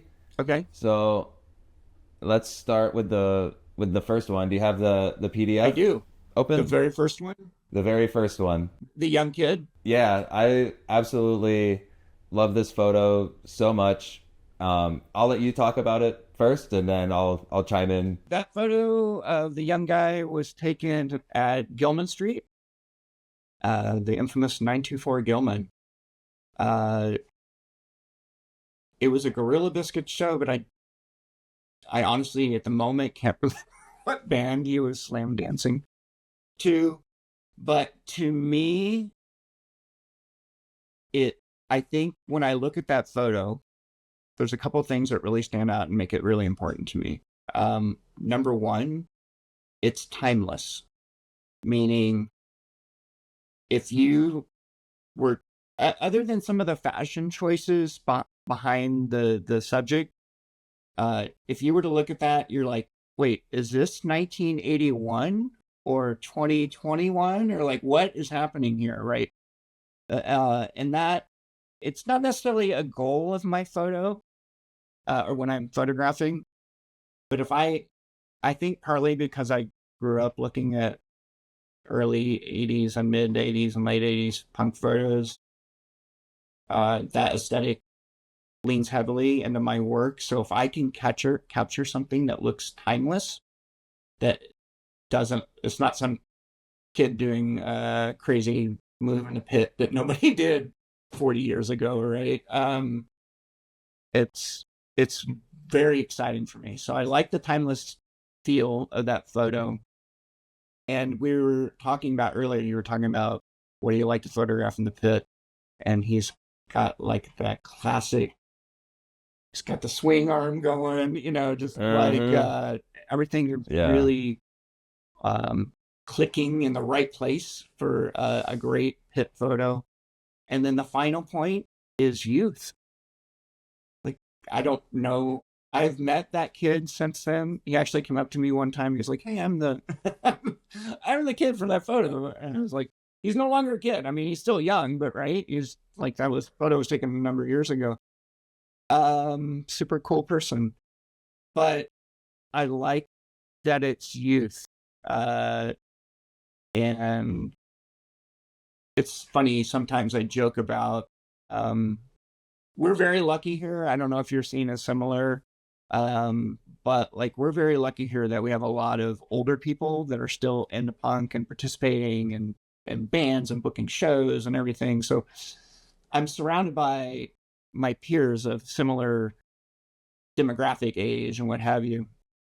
But with that said, sometimes I feel like an energy vampire for youth. Like it's constantly re-inspiring and reinvigorating me. And so like, absolutely, I go to these shows and, new bands and new faces and everything. And it's constantly inspiring me. Like, I'm like, yes, it's just the punk scene, I don't know where it's going in the future, but hey, it keeps reinventing itself and new generations are popping in all the time. And I feed mentally off of that energy and just like, yes. So it's fun for me to capture that and kind of share it with the world, if you will. So those are really three really important things. I really draw my eye to that picture every time I see it. And I'm pretty excited. I recently, now it's been a few months now, but despite going to Gilman, I came out to the Bay Area on vacation back in the late 80s. It was the first time I went to Gilman, and it was like, I couldn't believe I was stepping into 924 Gilman Street, even at that time. And it still kind of has that aura. Like people come from across the United States to go to Gilman Street still to this day. And that's so rare now too, to have a venue like that still happening in a city. Yeah. But then I proposed a couple months ago. I was like, would you guys be cool with me putting a couple photos up in Gilman? And they're like, yeah, that'd be amazing. Thank you for asking. I was like, no, thank you for accepting. This is incredible. Yes. So the point of me bringing that up is that photo is like 3 feet. I have that particular photo in part of Gilman that's 3 feet by 5 feet. And it's all like stapled up on the wall. That's incredible. Yeah. And then I was like, I don't know if you've ever been to Gilman, but they have a thing there. It's called the store, and they sell snacks and drinks or whatever. Yeah. And then it was in the wall in the store.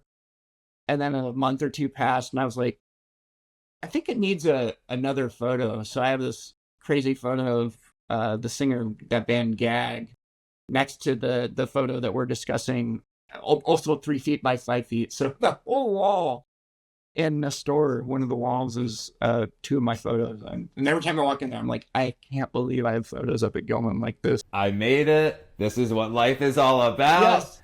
I knew it. Exactly. I have peaked right now. That's incredible.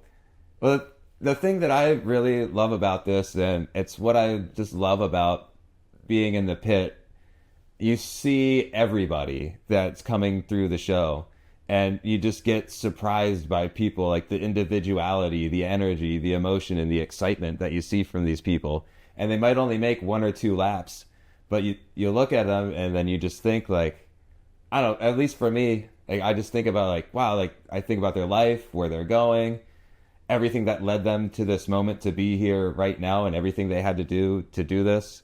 And I think this person just really encapsulates that individuality that I love about people moshing more than any photo of yours. There's just something about it. They're just like really just popping off the photo, and I don't know. It's just something really magnetic about them. Thank you. Yeah.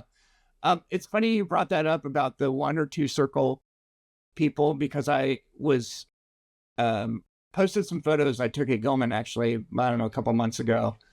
And I got this really great photo of like an older guy, and I don't know who he was, right? I posted it. I thought it was a cool photo. And he found it. So maybe somebody forwarded it to him or something.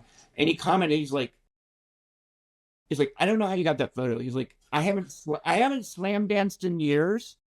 And he's like, I did like 2 laps in the pit, and I like got out. But like when you see somebody like that, like they have one lap, I have to get this, Yeah. and then they're gone, and that's it. And because you don't get it right there, they're not coming back, and you're gonna miss it. Yeah. And it's just like you don't know if this person's gonna be here all night or what, but they have cool style. You're like, oh my god, like I got it right. So I thought that was really fun.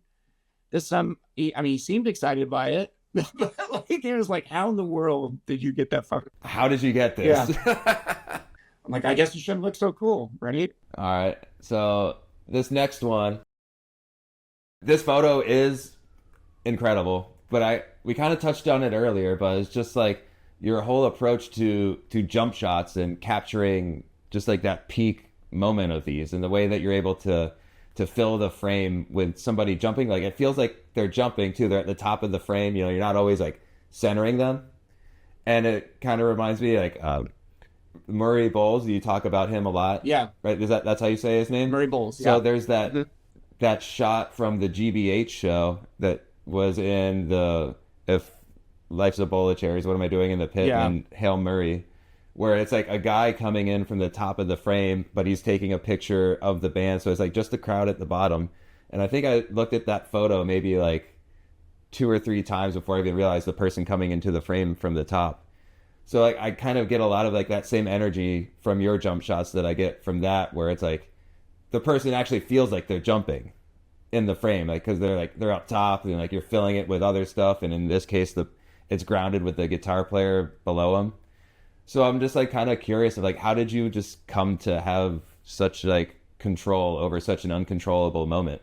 Without going any further, I just want to say 2 things very briefly. Number one, that GBH shot to this day is my favorite punk photo ever taken. I think that's an incredible photo. The absolute peak of punk photography. Number 2, and I've talked about it in many other interviews and what have you, Murray Bowles is my number 1 influence.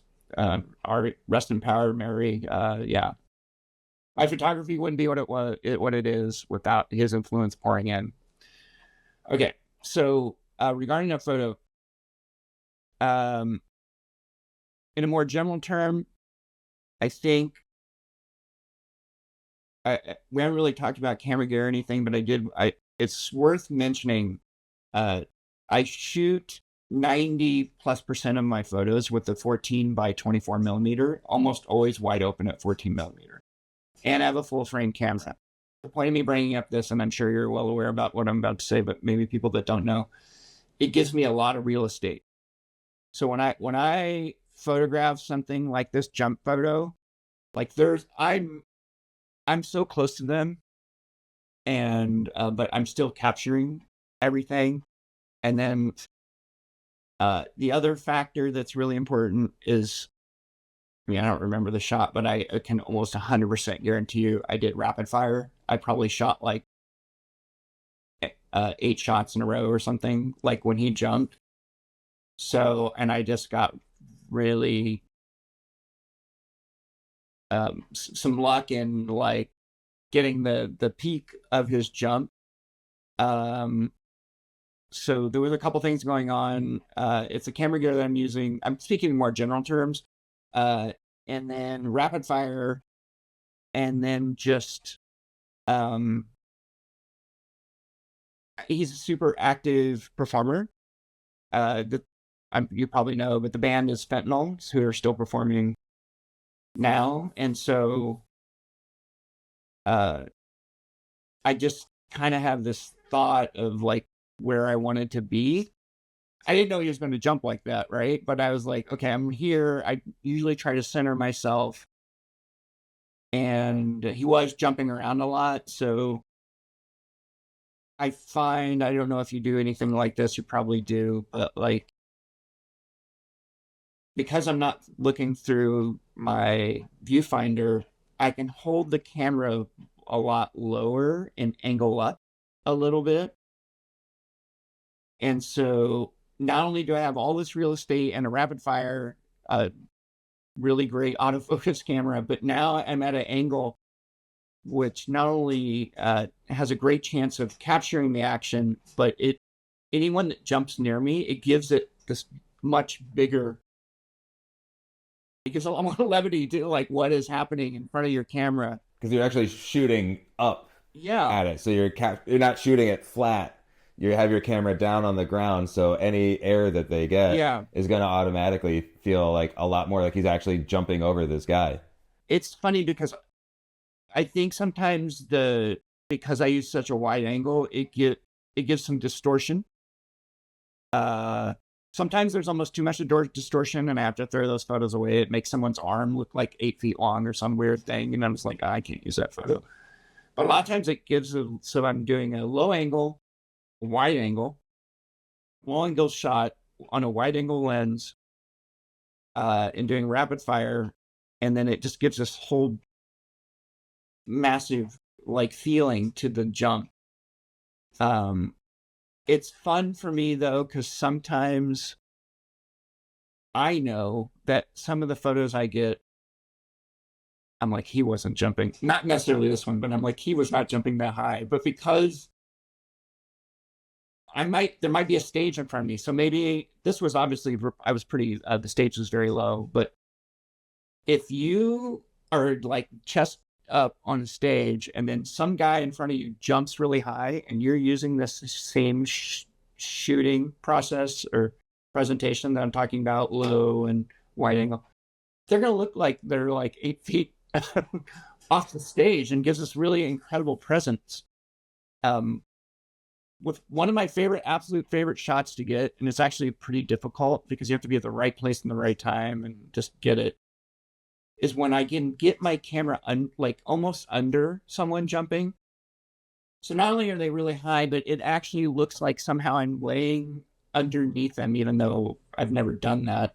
And I'm almost have the camera tilted so hard that it's facing straight up with just enough of an angle to make sure I capture the subject. Those are some of my absolute favorite shots. Because when you look at it, you're like, what? How? Like, did he have a portal in the stage? Like, what? How did he get that? I just imagine you laying flat on your back on the stage and people are just jumping over you. I have never done it, but sometimes if it's a band I'm really familiar with, I almost want to be like, if I lay on the stage, if like I give you a cue and lay on the stage, will you jump over the top of me? I've never asked, but it has crossed my mind numerous times. Think of everything else that you've asked for, and people are like, yeah, you know what, that's fine. Like the enzyme thing, the photos at the venue. Like, I don't know, maybe you should just go for it. I know off the top of my head. I know one guy in particular. I know he would do it in a heartbeat. Yeah, we're good friends. He's an amazing jumping performer, kangaroo level. I just have to ask him. I just haven't. So I think they're playing again this year. I hear most of the band lives here, but he lives elsewhere. I might ask. Maybe I feel like I hope to see that in the future. Like, please let me know. Like, hey, I did it today. All right. I'm gonna lay on the. What do you think about me laying on the stage during this song? I'll be like give him a cue. I'm like, all right, this song this time. Or it could be like, hey, wouldn't it be crazy if I like laid on the stage and like took a picture or something? Just like say it all joking, like, oh yeah, it's actually a good idea. Well, it's funny because I've photographed the members of this band, and not only that band but many other bands many times. We're good friends, and they've made jokes. They're like, they're like, it's such a relief when we don't see you at our shows because then we know we don't have to perform for your camera. Like, Oh, so they're like, oh, Rob's here. Damn. Well, got to stretch. yeah, well, man, we got to jump higher than I used here with this stupid camera. So anyway, yeah, I think it's a combination of all those things to really kind of capture that moment. But that we're talking about. And honestly, I mean, it does take some skill. You gotta have timing and feel the moment and stuff, but there's still an element of luck. And I miss a lot. I miss a lot of these shots. Maybe got my camera too far to the left or whatever, but I do my best. There's a certain level of going for it that you just need to have to get these shots, it sounds like. I don't use this term very often, but I do incorporate it into my work. I call it this spray and pray. You're just like, all right, maybe I got it. I don't know. Hope I got that. We'll know in the morning. Yeah. And then this last one, it's a color photo, but I'll let you talk about it first and I'll tell you why I like it. Well, first, the thing that I think kind of trips everyone out is it was luck. I didn't try at all because I had never really even thought about trying to present a photo. It looks like he's on one leg. It looks like his trailing leg is almost perfectly hidden behind his front leg. And if you look closely, you can see a smidge of his toes of his back foot sticking out. When you look at it, you're like, what is he? Is this the one-legged wonder? Like, what is happening here? And once again, it is the absolute perfect slam dancing position. Like, he's low. He's got the arm out, is like this full DRI, circle jerks guy. The hair kicking off to the side. Much different reason. We were talking about how much I love youth at shows. He's not a particularly young person, and he's just killing it in the pit. And I think that's really cool because I try very hard with my photos.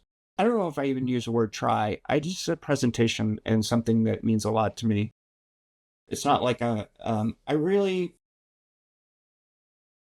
look to showcase everyone, like all walks of life that come to the show. Different age, like massive differences in age groups, different body types, different races, different genders, different sexualities, just because I want, not only are those things essential and important to me as a person and going to shows and just society in general. I wish we were more loving and accepting of all of us. But it's especially important to me in the punk scene because I've been a part of it for so long. And in general, I want to believe it's an essential part. So when I see a photo of someone slam dancing really cool, but then something kind of sets them apart a little differently, be whatever reason it is, that makes that photo a little more exciting for me. And like, oh, rad, it kind of broadens my representation. Because, like I said, I don't know the people that I'm posting, nor do I know the people, like, well, I know some, but like most of the people I don't know who are following me either. So, and people are looking at your photos from all over the world, yours and mine alike. So I want people to look at those photos and see that there is this massive cross-generation, cross whatever presentation being shown in these photos and feel like it's not just this cookie cutter mold of a certain type of look, right? And I want not only people to say, oh, they have a really cool scene, but on the flip side of that, a lot of people are outcasts for a variety of reasons, maybe how big they are, how old they are, how young they are, like whatever. And I want them to look at those photos and go, there's someone like me. Because I'm identifying with this in a different way than maybe majority of people are. And I think that's really important. A great example is I posted a picture of someone in a pit with a cane, right? And they look so rad. They were like the slam dancing tradition and everything. And I was like, um, and I had a couple people comment on the post and then message me directly, like going, "Hey, I have a handicap. I never thought this would be possible for me to get into a pit. That was really scary. That's so great. It's really inspiring to me." And I was like, that means the world to me. My photo somehow, maybe just a smidge, made someone's life a little more open or freer or better, or feel a little better about themselves and still a little more confidence in who they are. God, can you imagine? Like, that's the bonus, right? Like, it's never my intent. Well, it is, it's subtly way back in the background, but I'm just posting photos of cool people. And then if it has all this kind of like ripple effects on people, like, there's no greater compliment, really. That kind of speaks to what you were saying earlier about making the scene a more inclusive place. Like, you single-handedly are doing that with the photos that you're choosing to share. Because you show photos like that, it looks rad. People are like, I want to be there, and I can be there. Like, it had never crossed my mind that somebody like me could exist in a space like this. So I'm going to go check it out next time because of these people that I'm seeing there having a super rad time. Yeah. So I'm sorry, I got a little sidetracked there, but all these things I feel like are so important to me about my photography. That was great. But yeah, the photo itself, I like that the guy's a little older, and I love his classic position, and I like the oddity of his, like, the one-legged mystery, oddity of that. And I know you can't tell from the photo, but in my brain, that makes it even more exciting. It's a really cool place that's having shows recently. It's actually in a batting cage in San Francisco, and they're having a great show tomorrow night, which I'm going to. I'm super excited about. So I was wondering what kind of flooring that was. It looked super interesting. yeah, it's kind of, I don't want to say it's bouncy, but it has a little bit of a sponge and give to it. It's really cool. I'm like, this is awesome. Yeah, they're having a great show there, and I like it because it's in a really populated part of the city, like an up and coming area, but the doorway leads out into like an alley where cars never drive down. I like it because everyone can hang out outside, and it's not really drawing any attention of like passerbys or cops or anything like that. So it's such a cool place. It's one of the few times you can just hang out in an alley and it's not sketchy. Exactly. Yeah. But yeah, what were your thoughts on the photo? I'm curious. So you kind of hit at everything that I was gonna say. Like, I love that his leg is disappearing. Like, you get that second read, like you just see like a guy moshing. Oh, cool. And then you look at it a little more. Looks like his leg has disappeared, and then there's a bunch of feet behind him. I love that, and that leads me to my next point about this. Is like, I love your backgrounds, and I feel like your backgrounds are just as important as the subject because it helps give them more context. Like the guy with the probably has like a bihawk with just like the one peeking out from the corner, and he looks absolutely insane.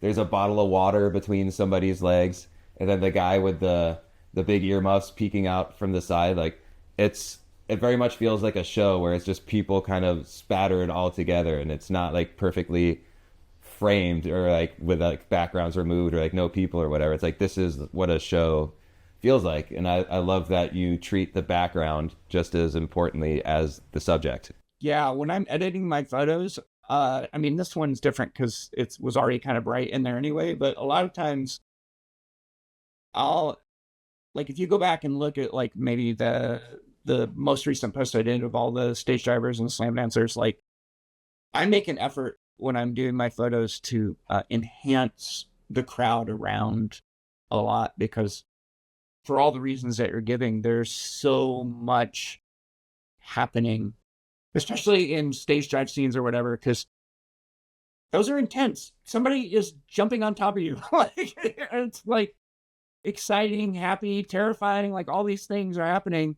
And, and if you crop it down or leave the crowd dark in the surrounding environment, like, I feel like so much is lost. Yeah, they're just floating in space. Yeah, so I really try to brighten the background, and I think I'm not like a master editor or anything. I think it's just a thing that I try to do when I'm editing my photos, and I think other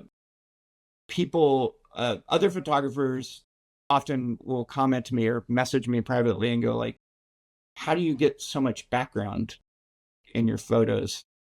Well, one, I'm very fortunate and lucky. I have a good camera with a good lens, so that's very helpful, right? But I always point out that I'm like, I've heavily enhanced, and by enhanced, all I mean is brightened. That's all I'm doing.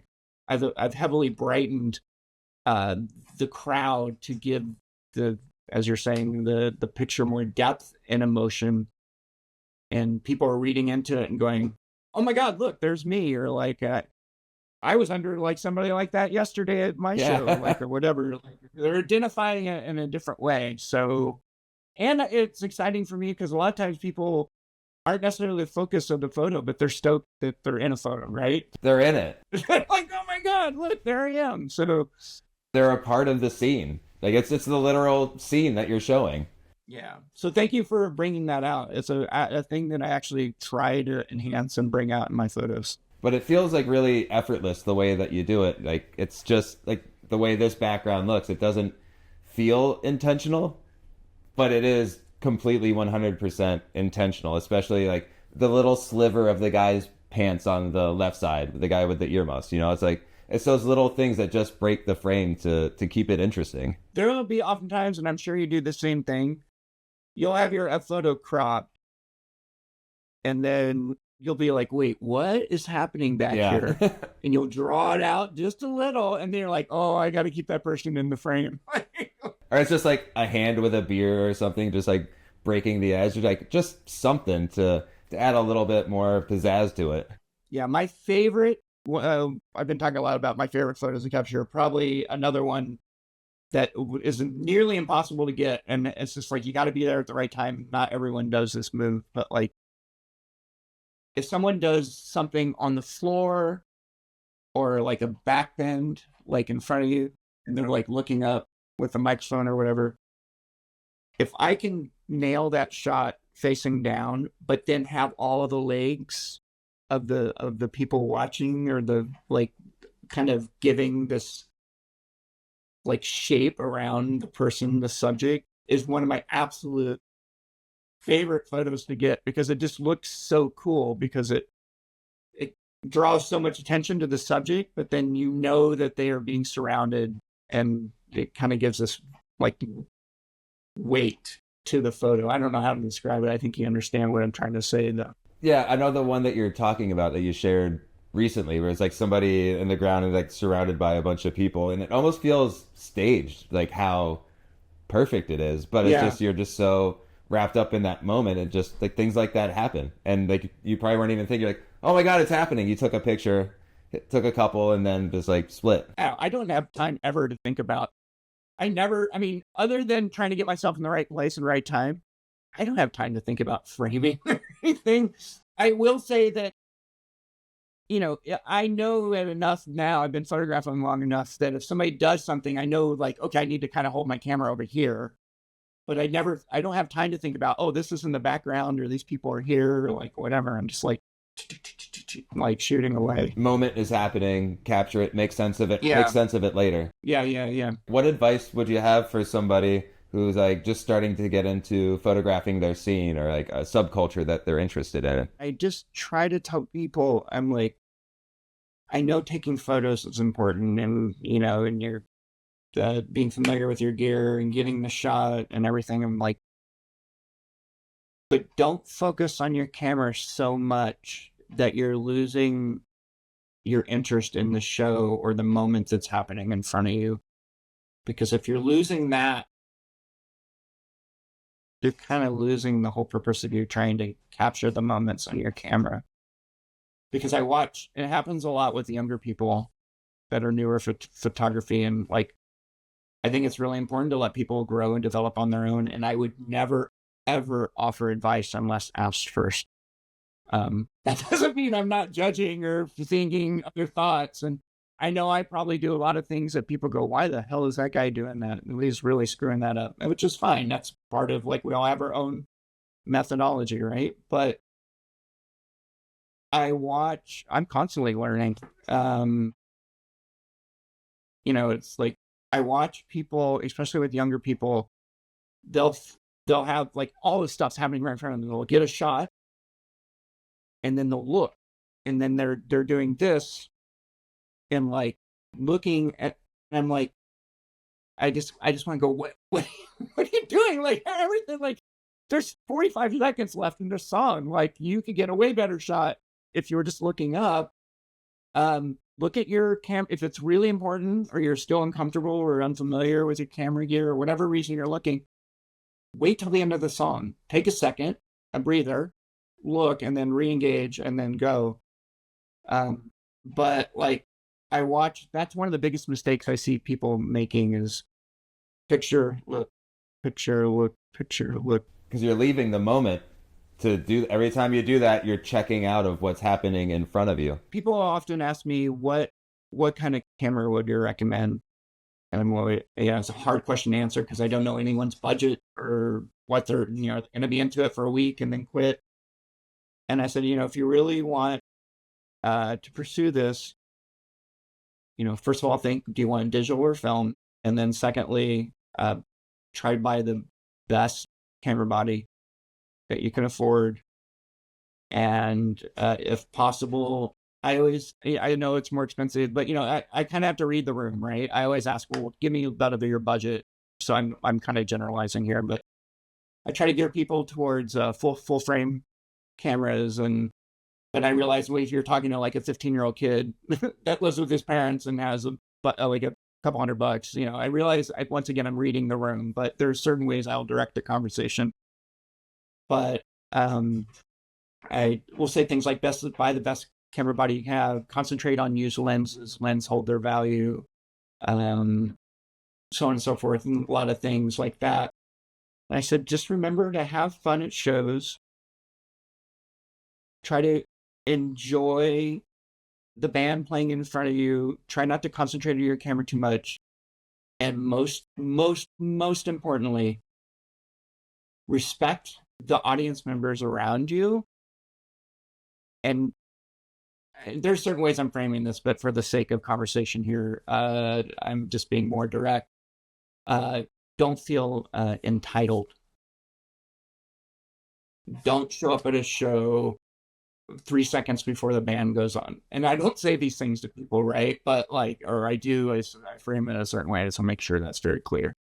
But for the sake of conversation, don't show up at the show for 3 seconds before the band goes on and go, hey, can I get in front of you? I need to get some pictures of this band or whatever. Like, just assimilate yourself into the crowd, get the photos that you want, and don't ever feel like you're entitled because you have the camera in your hand, because it's just not going to go over very well, and it's going to push people away from you, and they're not going to want you in their way or part of the moment, or this just kind of creates this division. So those are really important things, I think. Do I say those things always? No, it really, usually most of the conversations I have with people are very basic. Like, what camera do you use? What one piece of advice do you have for a new photographer? That type of stuff. But there are certain things that I think are so essential to new photographers that kind of get lost or never said, and then you have to kind of learn it on your own. Beyond the gear, you need to learn to navigate those spaces. And I think you nailed it when you said, like, just because you have a camera in these spaces doesn't make you any more special than anybody there. You're on an equal level as everybody else in that room, and you just happen to have a camera.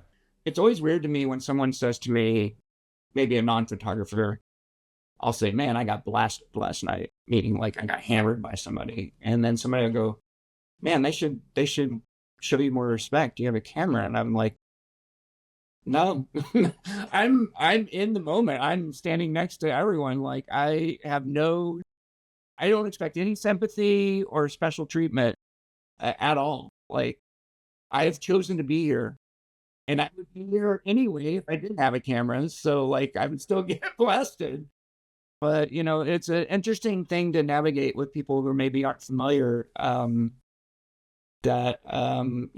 never have feel entitled or like if I see a show I really want to shoot, and I know it'll be crowded, I will get there and I will stand in the same place for like 3 hours, and never move because I want to get my photos, right? those things are important to me, but that's me, and that's not for everyone. So when then suddenly someone like pushing their way up in front with the camera, I'm like, Excuse me, got a camera. Here to take pictures. Like you, that's what I love about you. Like you stand there and you earn your space up front. And Sam is the exact same way. Like when there's like it's about to get crowded, she stands there and I'll go get her like a bottle of water or whatever she needs. You know, like we have the buddy system figured out. Like we don't want like preferential treatment or anything. Like we're there just like everybody else to enjoy the show. We just happen to be taking pictures. once again, I probably wouldn't say all those things to a photographer unless we had a really in-depth conversation. But at the basic root, and get the best camera body you can have. The lenses can come secondary, and be nice to the people around you. Really enjoy the show. Don't focus on your camera too much, and don't ever feel like you have special privilege because you have a camera. That's perfect. That's so good. Is there anything else that you want to share? I feel like we kind of covered everything. But if there's anything else that you think is, worth sharing or you just want to get out there, like, feel free to let it rip. Not really. I appreciate you taking the time and interest. I know I warned you we would probably go way over. Yeah, no, I'm glad we did. I was just being nice. Like, maybe could I get an hour with you? Because when I sent you that DM, I was not expecting you to get back to me at all. So, like I said, I'm so grateful that we got to hang out and chat a little bit and get in depth about taking pictures in the pit and just photography in general. Yeah, when honestly, I'll be honest with you, like Sam, right? Sam has been on my radar for a while. And then I don't know, I came across your photography a little while ago, and I think it was some of your pit photos or something, and I was like, whoa, because I already knew Sam, the real deal, right? You can just immediately look at Sam's photos and be like, okay, Yeah, she's got it. she's down. She knows what's happening. And then I saw your pit photos, and I was like, like, whoa, these are amazing. And then I kind of realized that I'm assuming you're partnered together. So like, I was like, wow, what power power duo here, right? And your photos kind of blew me away. Thank you so much. And when you reached out, I was like, ooh, I can already tell you both kind of got it, right? So I was like, oh, I think this would be a very entertaining conversation on a very similar level of like not only how we present, but how we see shows and everything happening around us at shows. So it's been a wonderful chat, if you will. Yeah. Interview. I don't know. I feel like more of a conversation than an interview. Absolutely. And that's kind of the vibe I'm going for with this, where to just hang out and talk about things you're passionate about: punk rock, photography, camera gear, the ethics of being at a show. I think these are all really important things to cover that you might not necessarily think about when you just see pictures of people slam dancing. Like there is that like surface level, this is awesome. But then you get into like the real nuts and bolts of it. Like, why is this awesome? How is this awesome? And that's something I was really looking forward to talking to you about, because you spend a lot of time in a mosh pit. I spend a lot of time in a mosh pit, and it's good to connect over our shared experiences of documenting our subcultures. Punk and metal have always coexisted, and I think it's really important that that bridge stays open between the two genres. It's been interesting over the years, and I still do it, but all through my youth and all the way up until now, yeah, I'm guessing you're probably very similar.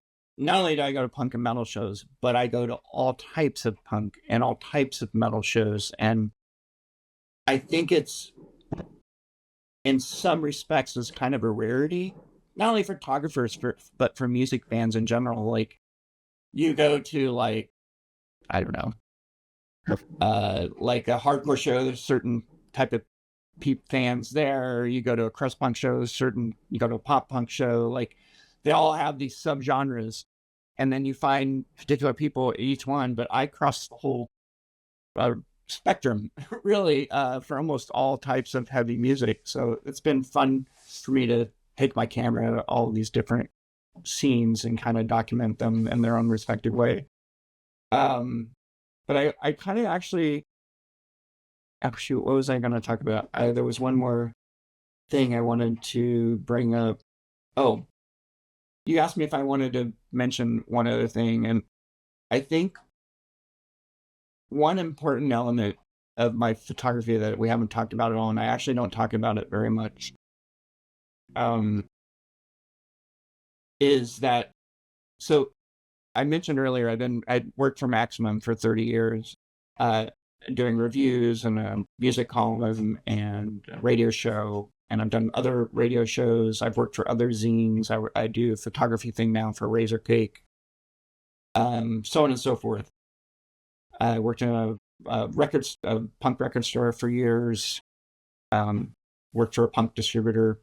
And the whole point of me telling you all of this is throughout that all that time, I always felt one of the most important aspects was hyping bands that I love, whether it be writing a review, playing them on the radio show, or working in the record store and someone walks in and goes, "Do you have any recommendations?" I'll be like, "Oh yeah," run over.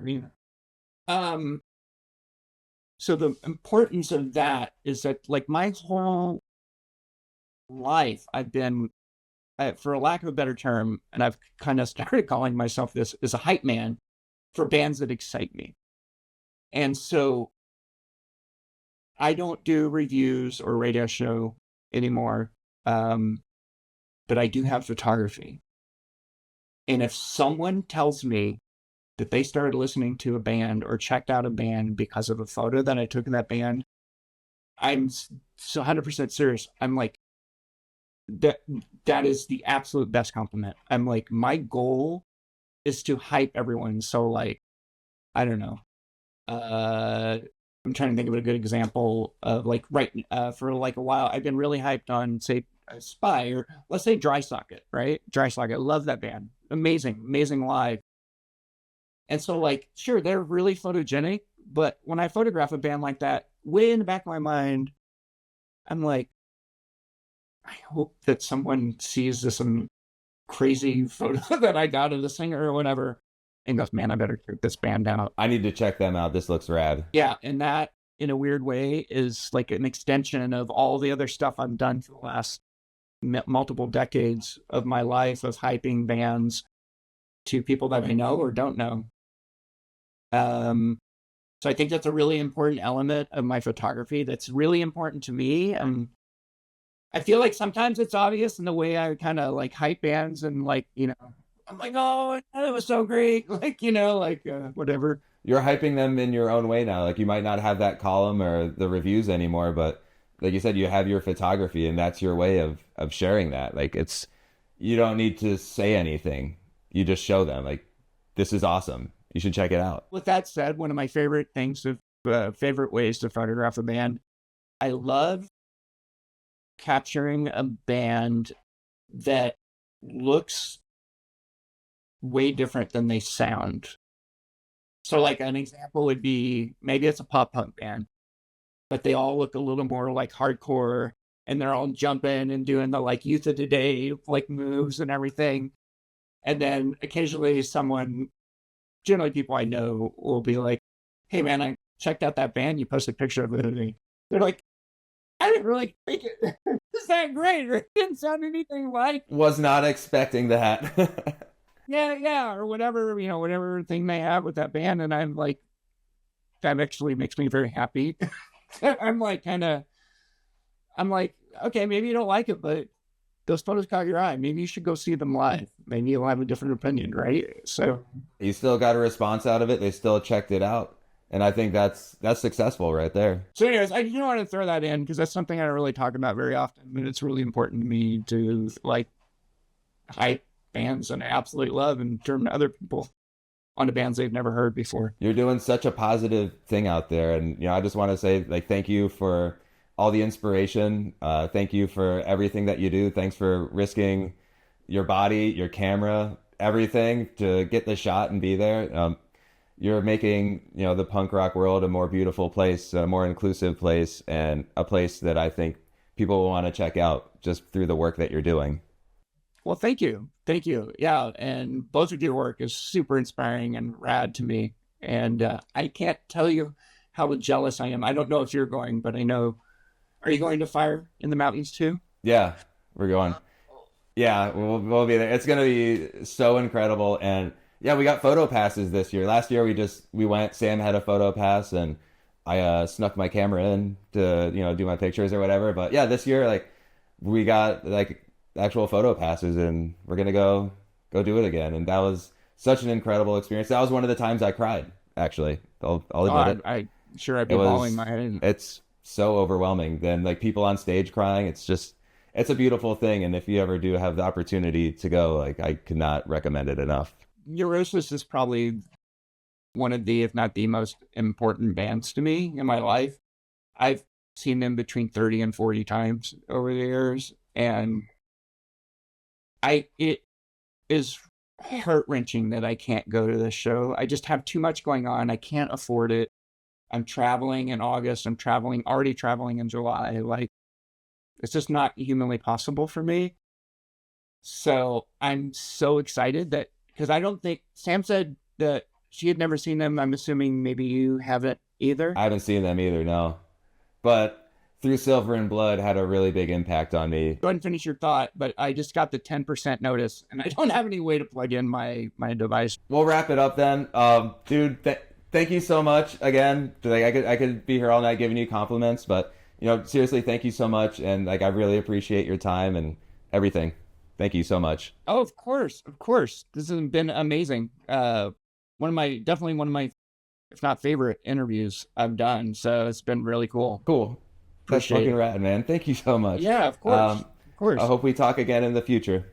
And if I'm ever in San Francisco, I'll hit you up. Yeah, hopefully maybe we'll meet someday in the future. Cool. And I'll send you a video from Neurosis. It'll be like you're there with us. Oh my God. I might cry, but please do. I will. I'll send you a video of me crying like, yeah, they're doing it. They're playing Locust Star. You were here. Hell yeah, dude. All right, man. All right, man. Well, I'll catch you later. All right, cheers. Thank you. Bye. Bye.